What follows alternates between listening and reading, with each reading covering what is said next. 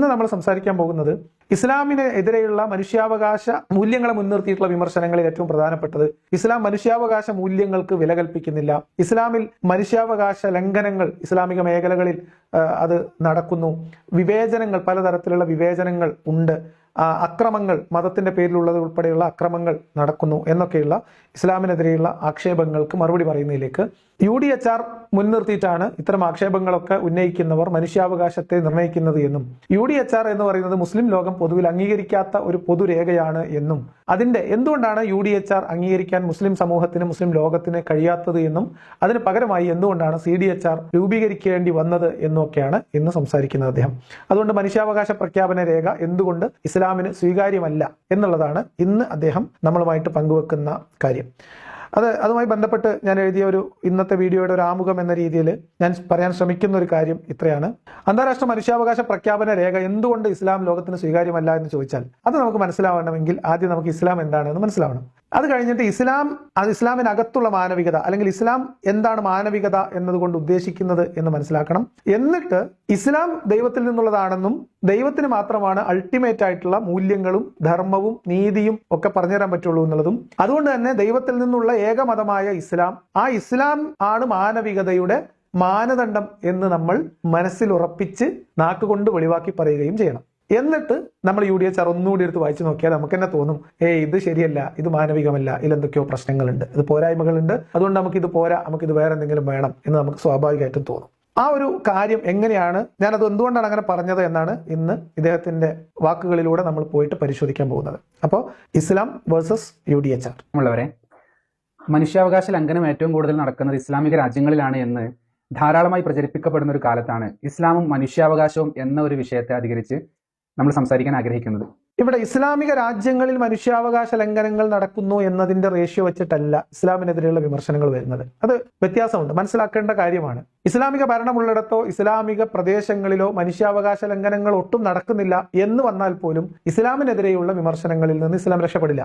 ഇനി ഇസ്ലാമിനകത്ത് അല്ലെങ്കിൽ ഇസ്ലാമിക പ്രദേശങ്ങളിൽ അവിടെ പ്രശ്നങ്ങൾ ഉണ്ട് എന്നതുകൊണ്ട് അല്ല ഇസ്ലാമിനെതിരെയുള്ള വിമർശനം വരുന്നത്. ഇദ്ദേഹത്തിന്റെ വാക്കുകളിൽ ഉടനീളം തെറ്റിദ്ധരിപ്പിക്കൽ, അതായത് കാര്യങ്ങളെ വളച്ചൊടിച്ചുകൊണ്ട് ഇസ്ലാമിനെ ഒന്ന് ശരിയാണ് എന്ന് സമർത്ഥിക്കാൻ വേണ്ടി, ഇസ്ലാം ഒരു വളഞ്ഞ വരയാണെന്ന് മനസ്സിലാവാതിരിക്കാൻ വേണ്ടി അതിനപ്പുറത്തുള്ള വര അതിലും ഭീകരമായിട്ട് വളക്കുക എന്നൊരു ഏർപ്പാടാണ് അദ്ദേഹം ചെയ്യുന്നത്. ഞാൻ അതിനെ ചെറിയ വര വലിയ വര ടെക്നിക് എന്നാണ് പറയാം. അപ്പൊ അതാണ് ഇദ്ദേഹം ഇവിടെ ശ്രമിക്കുന്നത്. അത് അദ്ദേഹം അറിഞ്ഞുകൊണ്ട് ചെയ്യുന്നതാണോ, അദ്ദേഹത്തിന്റെ ആത്മാർത്ഥമായിട്ടും അങ്ങനെ തോന്നിയിട്ട് പറയുന്നതാണോ എന്ന് അറിയില്ല. എന്തായാലും ഇസ്ലാമിനെതിരെയുള്ള വിമർശനം വരാനുള്ള കാരണം ഇസ്ലാമിന്റെ മൂല്യം, ഇസ്ലാമിന്റെ ഗ്രന്ഥം, ഇസ്ലാമിന്റെ നിയമങ്ങൾ, ഫിഖ്ഹ് തുടങ്ങിയിട്ടുള്ള കാര്യങ്ങളെ മുൻനിർത്തിയിട്ടാണ്, രേഖകൾ അടിസ്ഥാനപ്പെടുത്തിയിട്ടാണ്. അല്ലാതെ മുസ്ലിം ലോകത്ത് എന്ത് നടക്കുന്നു നടക്കുന്നില്ല എന്നത് നോക്കിയിട്ട് മാത്രം അല്ല. 1948 ഡിസംബർ 10 അന്ന് മനുഷ്യാവകാശ ദിനമായിട്ട് ലോകം മുഴുവനും ആചരിക്കുന്ന ദിവസമാണ്.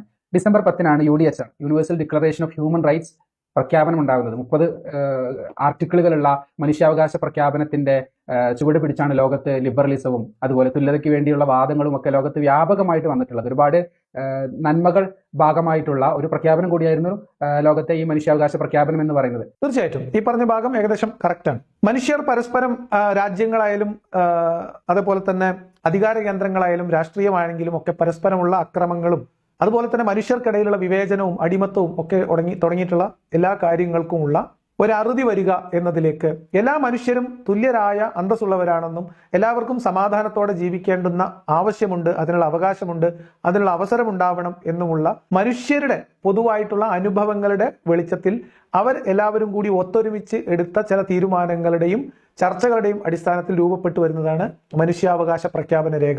അപ്പൊ അതിന്റെ ചുവട് പിടിച്ചാണ് ലോകത്ത് മനുഷ്യാവകാശ സങ്കല്പങ്ങൾ രൂപക്കൊള്ളുന്നത്. വ്യക്തികളുടെ സ്വാതന്ത്ര്യത്തിന് പ്രാധാന്യം നൽകിക്കൊണ്ടുള്ള, ആളുകളുടെ വ്യക്തിത്വം, സ്വാതന്ത്ര്യം തുടങ്ങിയിട്ടുള്ള കാര്യങ്ങൾക്ക് പ്രയോറിറ്റി കൊടുത്തുകൊണ്ടുള്ള ജനാധിപത്യ ക്രമങ്ങൾ വികസിച്ചു വരുന്നത്, ഇതൊക്കെ ഇതിന്റെ തുടർച്ചയായിട്ട് ശക്തിപ്പെട്ടു വരുന്നത് നമുക്ക് കാണാൻ പറ്റും. അപ്പൊ ഇത്രയും ഇദ്ദേഹം പറഞ്ഞത് വളരെ കൃത്യമാണ്. പക്ഷെ എന്തുകൊണ്ടോ ഇങ്ങനെ ലോകം മാറുമ്പോൾ ഇസ്ലാമിക സമൂഹങ്ങൾക്ക്, ഇസ്ലാമിക രാഷ്ട്രങ്ങൾക്ക് ഈ മനുഷ്യാവകാശ പ്രഖ്യാപന രേഖ എന്തുകൊണ്ടോ അംഗീകരിക്കാൻ കഴിയുന്നില്ല. അതുകൊണ്ട് അവർക്ക് പ്രത്യേകമായിട്ടുള്ള ഒരു മനുഷ്യാവകാശ പ്രഖ്യാപന രേഖ ഉണ്ടാക്കുകയാണ്. അതിന്റെ പേരാണ് Cairo declaration of human rights. പക്ഷേ മുസ്ലിം രാജ്യങ്ങൾ അതിനെ അംഗീകരിക്കാൻ തയ്യാറാവാതെ 1997 അവർ CDHR എന്ന പേരിൽ, Cairo declaration of human rights എന്ന പേരിൽ ഒരു പ്രഖ്യാപനം നടത്തുകയും അതാണ് ഏകദേശമൊക്കെ ഇസ്ലാമിക രാജ്യങ്ങൾ ഫോളോ ചെയ്ത് വരികയും ചെയ്യുന്നത്. അപ്പം ലോകത്തുള്ള മനുഷ്യർ മുഴുവനായിട്ടും എല്ലാവരും ചേർന്ന് എടുക്കുന്ന ഒരു തീരുമാനം, പൊതുവെ എല്ലാ മനുഷ്യരെയും ബാധിക്കുന്ന എല്ലാ മനുഷ്യർക്കും വേണ്ടിയുള്ള ഒരു മനുഷ്യാവകാശ പ്രഖ്യാപന രേഖയിൽ ഇസ്ലാമിക സമൂഹത്തിന് മാത്രം അത് സ്വീകാര്യമല്ലാതിരിക്കുന്നതിന് എന്തെങ്കിലും ഒരു കാരണം ഉണ്ടാവുമല്ലോ. ആ കാരണങ്ങളിലേക്കാണ് നമ്മൾ ഇന്ന് സംസാരിച്ചു പോകുന്നത്. എന്തൊക്കെയാണത് നോക്കാം. അങ്ങനെയാണ് UDHR ഹ്യൂമൻ റൈറ്റ്സ് ഇൻഡെക്സ് പ്രസിദ്ധീകരിച്ചത്.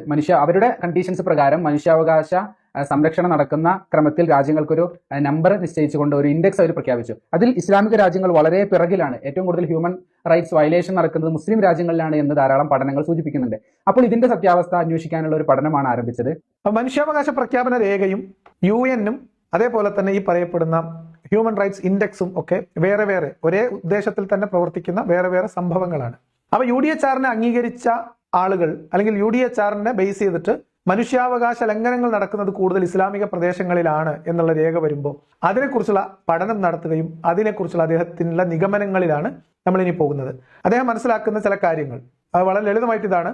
UDHR-നെ അംഗീകരിക്കുന്ന രാജ്യങ്ങൾ പട്ടികയിൽ 1-ാം സ്ഥാനത്തേക്ക് ആ കാരണത്തിന്റെ പേരിൽ മാർക്ക് ചെയ്യപ്പെടുകയും ലിസ്റ്റ് ചെയ്യപ്പെടുകയും UDHR-നെ അംഗീകരിക്കാത്ത രാജ്യങ്ങളെ അവർ ഹ്യൂമൻ റൈറ്റ്സ് ഇൻഡെക്സിൽ താഴത്തേക്ക് ഇതിന്റെ ഒറ്റ കാരണം കൊണ്ട് താഴ്ത്തി വെക്കുകയും ചെയ്തു എന്നതാണ് അദ്ദേഹത്തിന് മനസ്സിലായതെന്നാണ് എനിക്ക് അദ്ദേഹത്തിന്റെ വാദങ്ങൾ കേൾക്കുമ്പോൾ മനസ്സിലായത്. നമുക്ക് കേൾക്കാം. അതിൽ ആദ്യം മനസ്സിലായത് UDHR-ന്റെ ഒരുപാട് കണ്ടീഷൻസ് ഉണ്ട്. ആ കണ്ടീഷൻസ് ഞങ്ങൾ അംഗീകരിക്കുന്നു എന്ന് പറയുന്നതോടുകൂടി ആ രാജ്യങ്ങൾ അത് അംഗീകരിച്ചവരായി ഗണിക്കപ്പെടുകയും ഈ കണ്ടീഷൻസ് ഞങ്ങൾ അംഗീകരിക്കുന്നില്ല, ഞങ്ങൾ മറിച്ചൊന്നാണ് അംഗീകരിക്കുന്നത് എന്ന് പറയുന്നതോടുകൂടി ഇതിനെ മുഴുവൻ വയലേറ്റ് ചെയ്തവരുമായിട്ട് ഗണിക്കുന്നു എന്നതാണ്. അതായത് പ്രവൃത്തിയിൽ എന്തുണ്ട് എന്നതല്ല, പ്രഖ്യാപനത്തിൽ എന്തുണ്ട് എന്നതാണ് ഇതിന്റെയൊക്കെ മൗലികമായിട്ടുള്ള ക്രൈറ്റീരിയനായിട്ട് മനസ്സിലാവാൻ കഴിയുന്നത്. അത് പൂർണ്ണമായിട്ടും തെറ്റാണ്. പിന്നെ പേപ്പറിൽ എന്തുണ്ട് എന്നതിന്റെ അടിസ്ഥാനത്തിലല്ല രാഷ്ട്രങ്ങളെ മനുഷ്യാവകാശം സംരക്ഷിക്കപ്പെടുന്ന രാജ്യങ്ങൾ അതിന് റാങ്ക് കൊടുത്തിട്ട് തരംതിരിക്കുന്നത്. മനുഷ്യാവകാശ മൂല്യങ്ങൾ സംരക്ഷിക്കപ്പെടുന്ന രാഷ്ട്രങ്ങളുടെ പട്ടിക തയ്യാറാക്കുമ്പോൾ, അതിന്റെ ഇൻഡെക്സ് തയ്യാറാക്കുമ്പോൾ ആ രാജ്യത്ത് ജീവിക്കുന്ന മനുഷ്യരുടെ വ്യക്തിപരവും സാമൂഹികവും രാഷ്ട്രീയവും സാമ്പത്തികവുമായിട്ടുള്ള അവകാശങ്ങൾ എത്രമേൽ സംരക്ഷിക്കപ്പെടുന്നുണ്ടെന്നും അവരുടെ സ്വാതന്ത്ര്യങ്ങൾ എത്രമേൽ അവർക്ക് ലഭ്യമാകുന്നുണ്ട്, അവരെത്രമേൽ സ്വതന്ത്രരാണ് എന്നതിന്റെയും അടിസ്ഥാനത്തിലാണ് അവിടെ പിന്നെ ഏതെങ്കിലും തരത്തിലുള്ള ഡിസ്ക്രിമിനേഷൻ ഉണ്ടോ, അവിടെ ഏതെങ്കിലും തരത്തിലുള്ള സ്വാതന്ത്ര്യങ്ങൾ ഹനിക്കുന്നുണ്ടോ, വ്യക്തി സ്വാതന്ത്ര്യം, ആരാധനാ സ്വാതന്ത്ര്യം, മതപ്രബോധനത്തിനും പ്രചാരണത്തിനുള്ള സ്വാതന്ത്ര്യം, മതം ആചരിക്കാനും അനുസരിച്ച് ജീവിക്കാനുള്ള സ്വാതന്ത്ര്യം, പിന്നെ സംഘടനകൾ ഉണ്ടാവാനും അവർക്ക് ഒത്തുചേരാനും സംഘടനാ പ്രവർത്തനം നടത്താനുള്ള സ്വാതന്ത്ര്യം, മീഡിയയുടെ സ്വാതന്ത്ര്യം, അഭിപ്രായ സ്വാതന്ത്ര്യം തുടങ്ങി എല്ലാ തരം സ്വാതന്ത്ര്യങ്ങളെയും വ്യക്തി സ്വാതന്ത്ര്യങ്ങളെയും ഡിസ്ക്രിമിനേഷൻ ഇല്ലാതെ ലഭ്യമാക്കുന്ന അതിന്റെ അടിസ്ഥാനത്തിൽ ഒരുപാട് ഘടകങ്ങൾ പരിശോധിച്ച് അവിടെ പ്രാക്ടിക്കലായിട്ട് എന്തുണ്ട് എന്നതിന്റെ അടിസ്ഥാനത്തിലാണ് അതിന് കൃത്യമായ സംവിധാനങ്ങളും ടീമും ഒക്കെ ഇതിന്റെ ഭാഗമായിട്ട് ഹ്യൂമൻ റൈറ്റ്സ് ഇൻഡെക്സിന് അവർ ആ ഇൻഡെക്സ് തയ്യാറാക്കുന്നതിന് ഭാഗമായിട്ടുണ്ട്. അതെങ്ങനെയാണ് തയ്യാറാക്കുന്നതെന്നും അതിൽ എന്തൊക്കെ കാര്യങ്ങളാണ് പരിഗണിക്കുന്നതെന്നും ഏതൊക്കെ രാഷ്ട്രങ്ങളിൽ നിന്ന് ഏതൊക്കെ തരത്തിലുള്ള ഡാറ്റകൾ കിട്ടുന്നുണ്ട് എന്നും എവിടെ നിന്നൊക്കെ ഡാറ്റാസ് കിട്ടുന്നില്ല അതിന്റെ കാരണം എന്താണെന്നൊക്കെ വളരെ വിശദമായ റിപ്പോർട്ടുകൾ പരിഗണിച്ചുകൊണ്ടാണ് ഹ്യൂമൻ റൈറ്റ്സ് ഇൻഡെക്സ് തയ്യാറാകുന്നത്. അതല്ലാതെ UDHR അംഗീകരിച്ചവർ പട്ടികയിൽ മുകളിലും UDHR-ന് ബദൽ സംവിധാനം കണ്ടെത്തിയവർ പട്ടികയ്ക്ക് താഴെയും എന്ന ക്രമത്തിലല്ല ഈ പട്ടിക തയ്യാറാക്കുന്നത്, അതിന്റെ അടിസ്ഥാനത്തിലല്ല ഇൻഡെക്സ് തയ്യാറാക്കുന്നത് എന്നാണ് എന്റെ മനസ്സിലാക്കൽ. തെറ്റാണെങ്കിൽ തിരുത്താം. അദ്ദേഹം ഈ പറഞ്ഞ വാദം അബദ്ധമാണെന്നാണ് ഞാൻ മനസ്സിലാക്കുന്നത്. ഒരു ഉദാഹരണം പറഞ്ഞാൽ, തുല്യത എന്ന് പറയുന്നത് മുഴുവൻ പൗരന്മാരും എല്ലാ അർത്ഥത്തിലും തുല്യരാണ് എന്ന് UDHR പറയുമ്പോൾ CDHR-ൽ ഒരിക്കലും ആ തുല്യത അവകാശപ്പെടാൻ കഴിയില്ല. കാരണം എല്ലാ മനുഷ്യരും വ്യത്യസ്തരാണ്. ഫിസിക്കലി വ്യത്യസ്തരാണ്, ബയോളജിക്കലി വ്യത്യസ്തരാണ്, റിലീജിയസ്ലി വ്യത്യസ്തരാണ്. ഒരുപാട് വ്യത്യസ്തതകളുള്ള ആളുകളാണ് എല്ലാ മനുഷ്യരും എന്ന അർത്ഥത്തിൽ എല്ലാവരും അംഗീകരിക്കുന്ന കാര്യമാണെങ്കിലും അത് പരസ്യമായിട്ട് അവരുടെ പ്രഖ്യാപനത്തിൽ പറയുന്നു തുടങ്ങി ധാരാളം കാര്യങ്ങൾ കൊണ്ടാണ് മുസ്ലിം രാഷ്ട്രങ്ങൾ ഈ യൂണിവേഴ്സൽ ഡിക്ലറേഷൻ അംഗീകരിക്കുന്നില്ല എന്ന കാരണങ്ങൾ കൊണ്ട് ഏറ്റവും കൂടുതൽ മനുഷ്യാവകാശ ലംഘനങ്ങൾ നടക്കുന്നുണ്ട് എന്ന് റിപ്പോർട്ട് ചെയ്യപ്പെടാനുള്ള കാരണം. ഇദ്ദേഹം പറഞ്ഞതിനെ ആവർത്തിക്കുകയാണ്. ഒരു കാരണവശാൽ അങ്ങനെയല്ല. എന്തെഴുതി വെച്ചു എന്നതല്ല, ആ രാജ്യത്തെ ജനങ്ങൾ അവരുടെ ജീവിതത്തിൽ എന്തനുഭവിക്കുന്നു എന്നതിന്റെ അടിസ്ഥാനത്തിൽ തന്നെയാണ് ഇത്തരം കാര്യങ്ങളൊക്കെ തീരുമാനിക്കപ്പെടുന്നതും റാങ്ക് തയ്യാറാക്കപ്പെടുന്നതും. പിന്നെ ഇദ്ദേഹം പറഞ്ഞത് UDHR-ൽ എല്ലാ മനുഷ്യരും തുല്യരാണ് എന്ന ഒരു വാദമാണ് ഉന്നയിക്കുന്നത്. പക്ഷേ CDHR-നെ സംബന്ധിച്ച് എന്ന് പറഞ്ഞാൽ ഇസ്ലാമിനെ സംബന്ധിച്ച് അങ്ങനെ അംഗീകരിക്കാൻ കഴിയില്ല. കാരണം എല്ലാ മനുഷ്യരും വ്യത്യസ്തരാണ്. അവർ വ്യത്യസ്ത നിറങ്ങളിലാണ്, അവർ വ്യത്യസ്ത ലിംഗങ്ങളിലാണ്, അവർ വ്യത്യസ്ത മതങ്ങളിലാണ് എന്നതുകൊണ്ട് മനുഷ്യർ പൊതുവിൽ വ്യത്യസ്തരാണ്. അത് വ്യത്യസ്തരാണ് എന്നത് അംഗീകരിക്കാത്ത ഒരു പോരായ്മ UDHR-നുണ്ട് എന്നാണ് ഇദ്ദേഹം പറയാൻ ശ്രമിക്കുന്നത്. അതിനെക്കുറിച്ച് ഞാൻ വിശദമായിട്ട് ഒരു ചെറിയ കാര്യം പറയാം. എന്താണ് ഇദ്ദേഹം പറയുന്നതിൽ അബദ്ധം എന്ന് ഞാൻ പറയാം. UDHR-ന്റെ ആ ആർട്ടിക്കിൾ നമുക്ക് വായിച്ചുകൊണ്ട് തന്നെ ചെയ്യാം. 30 ആർട്ടിക്കിളും പരിശോധിക്കുന്നതിന് പകരം അതിൽ പ്രധാനപ്പെട്ടത് മാത്രം നമുക്കൊന്ന് പരിശോധിച്ചാൽ, ഒന്നാമത്തേത് തുല്യതയാണ്. ഇസ്ലാമിൽ സത്യത്തിൽ തുല്യത എന്നൊരു കൺസെപ്റ്റ് ഇല്ല, പകരം നീതിയാണ്. അവസര നിഷേധം ഉണ്ടാവാൻ പാടില്ല. ഒരാൾ സ്ത്രീയോ പുരുഷനോ ആയതിന്റെ പേരിൽ നീതി നിഷേധിക്കപ്പെടാൻ പാടില്ല. മറിച്ച് എല്ലാവരും പൂർണ്ണാർത്ഥത്തിൽ തുല്യരാണ് എന്ന ഒരിക്കലും വിശ്വസിക്കാൻ കഴിയാത്ത, ഒരിക്കലും യാഥാർത്ഥ്യമല്ലാത്ത, തെളിയിക്കാൻ കഴിയാത്ത ഒരു വാദവും മുന്നോട്ട് വെക്കുന്നില്ല. ഇതിൽ അബദ്ധം എന്താണെന്ന് വെച്ചാൽ, ഒന്നാമത് UDHR പറയുന്നത് ആ അർത്ഥത്തിൽ എല്ലാവരും തുല്യരാണ് ആവണം എന്ന ആ അർത്ഥത്തിലല്ല. അതെന്താണ് നമുക്ക് പരിശോധിക്കാം. ഇസ്ലാമിലേക്ക് വരുമ്പോൾ തുല്യത എന്ന് പറയുന്ന ഒരു കൺസെപ്റ്റേ ഇല്ല, നീതിയാണ് എന്നാണ്. ഇസ്ലാമിലെ ഈ നീതി എന്ന് പറയുന്നത് ഇസ്ലാമിലുള്ള തുല്യതയില്ലായ്മയുടെ നീതിയാണ് എന്ന് വരുമ്പോൾ അവിടെ കൃത്യമായിട്ടുള്ള ഡിസ്ക്രിമിനേഷൻ നടക്കും. ഉദാഹരണമായിട്ട് സ്ത്രീയോട് കാണിക്കേണ്ട നീതിയാണ് സ്ത്രീക്ക് പകുതി സ്വത്ത് കൊടുക്കുക എന്ന് പറയുന്നത്. സ്ത്രീയോട് കാണിക്കേണ്ട നീതിയാണ് സ്ത്രീയെ പുരുഷന് കീഴ്പ്പെടേണ്ടവളായിട്ട് പരിഗണിക്കുക. കാരണം അത് വ്യത്യസ്തമായിട്ടാണ് സ്ത്രീ ഉള്ളത്. സ്ത്രീ പുരുഷനെ അനുസരിക്കാൻ പാകത്തിനുള്ള ഒരു ശാരീരിക മാനസിക പ്രകൃതിയിലാണുള്ളത് എന്ന് പറയും. അതാണ് ഇസ്ലാമിന്റെ എന്താ പറയുക നീതിയുടെ അടിസ്ഥാനം. അപ്പൊ അതിന്റെ അടിസ്ഥാനത്തിൽ അതാണ് അടിസ്ഥാന കൺസെപ്റ്റ്. ഈ വ്യത്യസ്തതകൾ, തുല്യത അംഗീകരിക്കാതിരിക്കുക എന്ന് പറയുന്നത് ഇതിനൊക്കെ വേണ്ടിയിട്ടാണ്. മുസ്ലിമും അമുസ്ലിമും തുല്യരാവില്ല. അതുകൊണ്ട് തന്നെ മുസ്ലിങ്ങൾക്ക് ഇല്ലാത്ത ഒരു പ്രത്യേക ടാക്സ് ജിസിയ അമുസ്ലിങ്ങൾക്ക് ഉണ്ടാവുക, മുസ്ലിങ്ങൾക്കുള്ള അത്രയും അവകാശങ്ങൾ മതത്തിന്റെ കാര്യത്തിലായാലും അവരുടെ പൊതുവായിട്ടുള്ള സാമൂഹ്യ ജീവിതത്തിന്റെ കാര്യത്തിലായാലും രാഷ്ട്രീയ അവകാശങ്ങളിലും അവർക്ക് പരിമിതി ഉണ്ടാവുക. കാരണം ഈ വ്യത്യസ്തതകൾ ഉണ്ട്. ഈ വ്യത്യസ്തതകളില്ലാത്ത തുല്യത എന്ന് പറയുന്നത് ഇസ്ലാം അംഗീകരിക്കുന്നില്ല. അപ്പൊ ഈ വ്യത്യസ്തതകൾ നിലനിർത്തുമ്പോൾ അവിടെ നടപ്പിലാക്കുന്ന നീതി എന്തായിരിക്കും? അതാണ് ഇസ്ലാമും അതിന്റെ വ്യത്യാസം. അപ്പോ ഈ പറയുന്നത് ഇസ്ലാമിൽ നിലനിൽക്കുന്ന ഡിസ്ക്രിമിനേഷന്റെ ന്യായീകരണം മാത്രമാണ്. ഇനി എന്താണ് UDHR പറഞ്ഞിട്ടുള്ളത് അത് നമുക്കൊന്ന് കാണാം. ഇദ്ദേഹം 30 ആർട്ടിക്കിൾ വായിക്കാൻ വയ്യ എന്ന് പറയുന്നു. പല ആളുകളും ഇത്തരുണത്തിൽ ആലോചിക്കേണ്ട ഒരു കാര്യം, ഖുർആനിനെ വിമർശിക്കുന്നവർ, ഖുർആനിന്റെ ഒരു വലിയ വെല്ലുവിളി ഉണ്ട്. ഇതിന് തുല്യമായത് ഒരു ഗ്രന്ഥം കൊണ്ടുവരൂ, അതിന് കഴിയില്ലെങ്കിൽ ഒരു സൂറത്ത് കൊണ്ടുവരൂ, ഇനി അതിനും കഴിയില്ലെങ്കിൽ നിങ്ങൾ ഒരു ആയത്തെങ്കിലും കൊണ്ടുവരൂ എന്നൊരു വെല്ലുവിളി നിലനിൽക്കുന്നുണ്ട് എന്നാണ് സാധാരണഗതിയിൽ വിശ്വാസികൾ പറയുക. അതും കൂടി ഇദ്ദേഹത്തിന്റെ ഈ വാദത്തിന്റെ കൂടെ നമുക്കൊന്ന് പരിശോധിച്ച് പോകാം. ഇദ്ദേഹം 30 എണ്ണമൊന്നും പരിശോധിക്കാൻ പോകുന്നില്ല. തുടക്കത്തിലെ 3-4 എണ്ണമാണ് പരിശോധിക്കാൻ പോകുന്നത്. അത് തന്നെ പൂർണ്ണമായിട്ട് പരിശോധിക്കാൻ ഇവർക്ക് കഴിയില്ല. കാരണം അതിലെ ഒരു ആർട്ടിക്കിളിനോട് തുലനം ചെയ്യാവുന്ന ഒരു വചനം പോലും ഖുർആനിൽ പൂർണ്ണാർത്ഥത്തിൽ നിലനിൽക്കുന്നില്ല എന്നതാണ് വസ്തുത. അപ്പൊ അദ്ദേഹം എന്താ പറയുന്നത് ഒന്നുകൂടി നോക്കാം, എന്നിട്ട് നമുക്ക് UDHR ഒന്ന് വായിക്കാം. മനുഷ്യർ വ്യത്യസ്തരാണ്. പ്രായത്തിന്റെ അടിസ്ഥാനത്തിൽ മനുഷ്യർ വ്യത്യസ്തരാണ്. ലിംഗത്തിന്റെ അടിസ്ഥാനത്തിൽ വ്യത്യസ്തരാണ്. അങ്ങനെ ധാരാളം എന്താ പറയുക, കഴിവുകളുടെ അടിസ്ഥാനത്തിൽ, സൗന്ദര്യത്തിന്റെ, നിറത്തിന്റെ, ഉയരത്തിന്റെ, തടിയുടെ, ഏത് പരിശോധിച്ച് നോക്കിയാലും ഒന്നും മറ്റൊന്നിനോട് പ്രപഞ്ചത്തിൽ തുല്യമേ അല്ല. എന്റെ ശരീരത്തിൽ 2 കോശങ്ങൾ തമ്മിൽ സാമ്യതകളെക്കാൾ ഏറെ വൈജാത്യങ്ങൾ ഉണ്ട് എന്നതാണ് നമ്മുടെ പഠനം നമ്മെ ബോധ്യപ്പെടുത്തുന്നത്. അതുകൊണ്ട് തന്നെ തുല്യത സത്യത്തിൽ എന്നുള്ളത് ഒരു ഇല്ലാത്ത സങ്കല്പമാണ്. എന്നാൽ നീതി എല്ലാവർക്കും ലഭ്യമാവുകയും വേണം. ഇസ്ലാം ഇവിടെ നീതിക്ക് പ്രാധാന്യം കൊടുക്കുകയാണ് ചെയ്യുന്നത്. ഓക്കെ, ഇദ്ദേഹം പിന്നെയും പറഞ്ഞുകൊണ്ട് പോയിരിക്കുന്നത് UDHRന്റെ ഒരു പരിമിതിയായിട്ടാണ്. അതായത് ലോകത്തുള്ള മനുഷ്യർ മനുഷ്യാവകാശ പ്രഖ്യാപന രേഖ അല്ലെങ്കിൽ മനുഷ്യാവകാശ സങ്കല്പങ്ങളുടെ ഒരു വലിയ പോരായ്മയായിട്ട് ഇദ്ദേഹം കാണുന്നത് തുല്യത എന്ന് പറഞ്ഞുകൊണ്ടിരിക്കുന്നതാണ്. വാസ്തവത്തിൽ ഇദ്ദേഹം പറയുന്ന വ്യത്യസ്തതകൾ, മനുഷ്യർക്കിടയിലുള്ള വ്യത്യസ്തതകളും മനുഷ്യരിൽ ഏതെങ്കിലും ഒരു വിഭാഗത്തിന്റെ പരിമിതിയോ പ്രാദേശികമോ സാമ്പത്തികമോ രാഷ്ട്രീയമോ ആയിട്ടുള്ള അല്ലെങ്കിൽ സാമൂഹികമായിട്ടുള്ള വ്യത്യസ്തതകളെ പരിഗണിക്കാതെ എല്ലാവരും തുല്യരാണ് എന്ന ഒരു സങ്കല്പമാണ് മുന്നോട്ട് വെക്കുന്നത് എന്നാണ് ഇദ്ദേഹം മനസ്സിലാക്കി വെക്കുന്നത്. ഒന്നുകിൽ അദ്ദേഹം തെറ്റിദ്ധരിച്ചതാണ്, അല്ലെങ്കിൽ അദ്ദേഹം ഇസ്ലാം ശരിയാണ് എന്ന് പറയാൻ വേണ്ടി ഇതിനെ വക്രീകരിക്കുകയാണ്. ഇനി എന്താണ് UDHRൽ പറയപ്പെടുന്നത്? ഇദ്ദേഹം പറയുന്നു എല്ലാവരും വ്യത്യസ്തരാണ്, സ്ത്രീകൾ വ്യത്യസ്തരാണ്, പുരുഷന്മാർ വ്യത്യസ്തരാണ്, കുട്ടികൾ വ്യത്യസ്തരാണ്. അതിന് ഒരു ഉദാഹരണം കൂടി അദ്ദേഹം പറയുന്നുണ്ട്. പക്ഷെ ആ ഉദാഹരണത്തിലേക്ക് പോകുന്നതിന് മുമ്പ് നമുക്ക് UDHRന്റെ ആദ്യത്തെ 1-2 ആർട്ടിക്കിൾസ് നമുക്കൊന്ന് വായിക്കാം. ഇതാണ് UDHRലെ ആദ്യത്തെ 2 വകുപ്പുകൾ. എന്തുകൊണ്ടാണ് ഇദ്ദേഹം ഇത് പറയുന്നത് എന്നും എന്തുകൊണ്ടാണ് ഇസ്ലാമിക രാഷ്ട്രങ്ങൾക്ക് ഈ UDHR അംഗീകരിക്കാൻ കഴിയാതെ പോകുന്നത് എന്നതിന്റെ പ്രധാനപ്പെട്ട ഒരു ഭാഗം ഈ ആർട്ടിക്കിൾ 2 എണ്ണത്തിലായിട്ട് ഉണ്ട്. ഒന്നാമത്തെ സങ്കല്പം തന്നെ ഇസ്ലാമിന് ദഹിക്കാത്തതാണ്. കാരണം മനുഷ്യരെല്ലാവരും തുല്യ അവകാശങ്ങളോടും അന്തസ്സോടും സ്വാതന്ത്ര്യത്തോടും കൂടി ജനിച്ചിട്ടുള്ളവരാണ്. അന്യോന്യം ഭ്രാതൃഭാവത്തോടെ പെരുമാറുവാനാണ് മനുഷ്യന് വിവേകബുദ്ധിയും മനസ്സാക്ഷിയും സിദ്ധമായിരിക്കുന്നത്. അപ്പൊ എല്ലാ മനുഷ്യരും തുല്യമായ അന്തസ്സുള്ളവരാണ്, അവകാശമുള്ളവരാണ്, സ്വാതന്ത്ര്യത്തിന് അർഹതയുള്ളവരാണ്. ഇതാണ് അവകാശവാദം. എല്ലാവരും ഒരുപോലെയാണ്, എല്ലാവരും തുല്യരാണ് എന്ന ഭാവനയല്ല. വ്യത്യസ്തതകൾ പരിഗണിക്കാതെ അവകാശങ്ങൾക്ക് എല്ലാവർക്കും തുല്യമായ അവകാശമുണ്ട്, സ്വാതന്ത്ര്യത്തിനും മറ്റു അവകാശങ്ങളും തുല്യമാണ് എന്നാണ്, തുല്യമായ അന്തസ്സാണ് എന്ന്. അതാണ് ഇസ്ലാമിന് അംഗീകരിക്കാൻ കഴിയാത്തത്. അതിന്റെ ഭാഗം നേരത്തെ പറഞ്ഞതിൽ അദ്ദേഹം പറഞ്ഞ ഭാഗം ഒന്നുകൂടി നോക്കൂ. വകുപ്പ് 2, ജാതി, മതം, നിറം, ഭാഷ, സ്ത്രീ പുരുഷ ഭേദം, രാഷ്ട്രീയ അഭിപ്രായം, സ്വത്ത്, കുലം എന്നിവയെ കണക്കാക്കാതെ ഈ പ്രഖ്യാപനത്തിൽ പറയുന്ന അവകാശങ്ങൾക്കും സ്വാതന്ത്ര്യത്തിനും സർവ്വജനങ്ങളും അർഹരാണ്. രാഷ്ട്രീയ സ്ഥിതിയെ അടിസ്ഥാനമാക്കി സ്വതന്ത്രമോ പരിമിത ഭരണാധികാരത്തോട് കൂടിയതോ ഏതായാലും വേണ്ടതില്ല.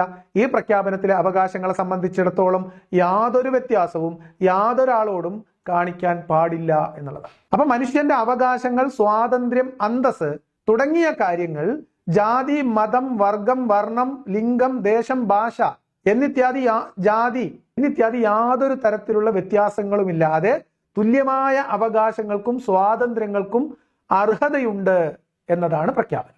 ഈ പ്രഖ്യാപനത്തിൽ എന്താണ് പോരായ്മ? ഇവിടെ ഈ തരത്തിലുള്ള വ്യത്യാസങ്ങൾ, വ്യത്യസ്തതകൾ ഒക്കെ ഉണ്ട്. അത് സമൂഹത്തിൽ നിലനിൽക്കുന്ന യാഥാർത്ഥ്യമാണ്, അല്ലെങ്കിൽ നമ്മുടെ മനുഷ്യർക്കിടയിൽ ഉള്ളതാണ്. അതറിയാതെയല്ല പറയുന്നത്. ആ വ്യത്യസ്തതകളെ അവകാശങ്ങളും നീതി നടപ്പിലാക്കുന്നതിലും അതുപോലെ തന്നെ അവരുടെ സ്വാതന്ത്ര്യങ്ങളിലും ഈ വിവേചനങ്ങളൊന്നും പരിഗണിക്കാൻ പാടില്ല. ഇതാണ് വാസ്തവത്തിൽ ഇസ്ലാമിന് അംഗീകരിക്കാൻ കഴിയാത്തത്. അപ്പൊ ഇദ്ദേഹം പറഞ്ഞ ആ ഒരു ഉദാഹരണം, ഇദ്ദേഹം പറഞ്ഞ ഉപമയും ഒക്കെ പ്രശ്നമാണ്. അത് ശരിയല്ല. അദ്ദേഹം ഒന്നുകിൽ തെറ്റിദ്ധരിച്ച് പറയുന്നു, അല്ലെങ്കിൽ തെറ്റിദ്ധരിപ്പിക്കുന്നു. ഇനി അടുത്ത ഭാഗം, സ്ത്രീയും പുരുഷനും തുല്യനല്ല. ഇസ്ലാം അത് തുറന്നു പറയുന്നു. ബയോളജിക്ക് അതിന് തുല്യരാണെങ്കിൽ എങ്ങനെയാണ് തുല്യരാണ് എന്ന് ശാസ്ത്രീയമായി തെളിയിക്കാൻ കഴിയുക?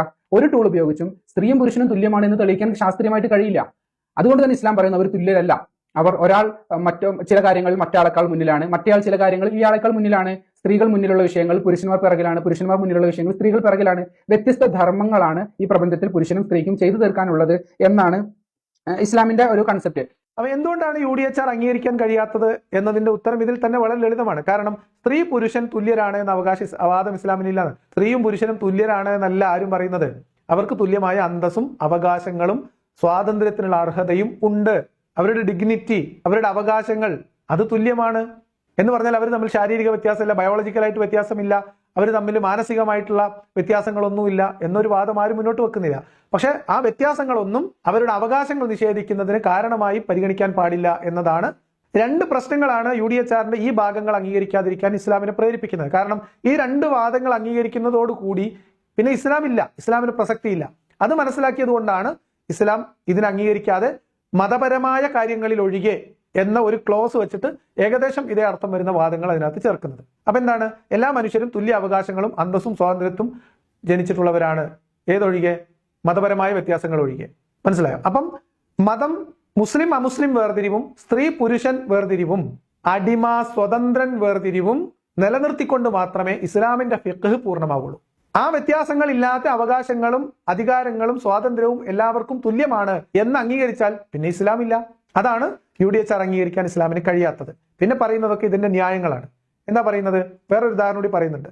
ഇനി തുല്യത അംഗീകരിക്കുന്ന രാജ്യങ്ങൾ തന്നെ സംവരണം നടപ്പിലാക്കുന്നുണ്ട്. സ്ത്രീക്ക് പ്രത്യേക സംവരണം, അംഗപരിമിതർക്ക്, ഭിന്നശേഷിക്കാർക്ക് പ്രത്യേക സംവരണം, കുട്ടികൾക്ക് ഇപ്പോൾ ഒരു കുട്ടി ക്രിമിനൽ പ്രായപൂർത്തിയാവാത്ത ആളാണെങ്കിൽ ജുവനൈൽ ഹോമിലാണ് വിടുക.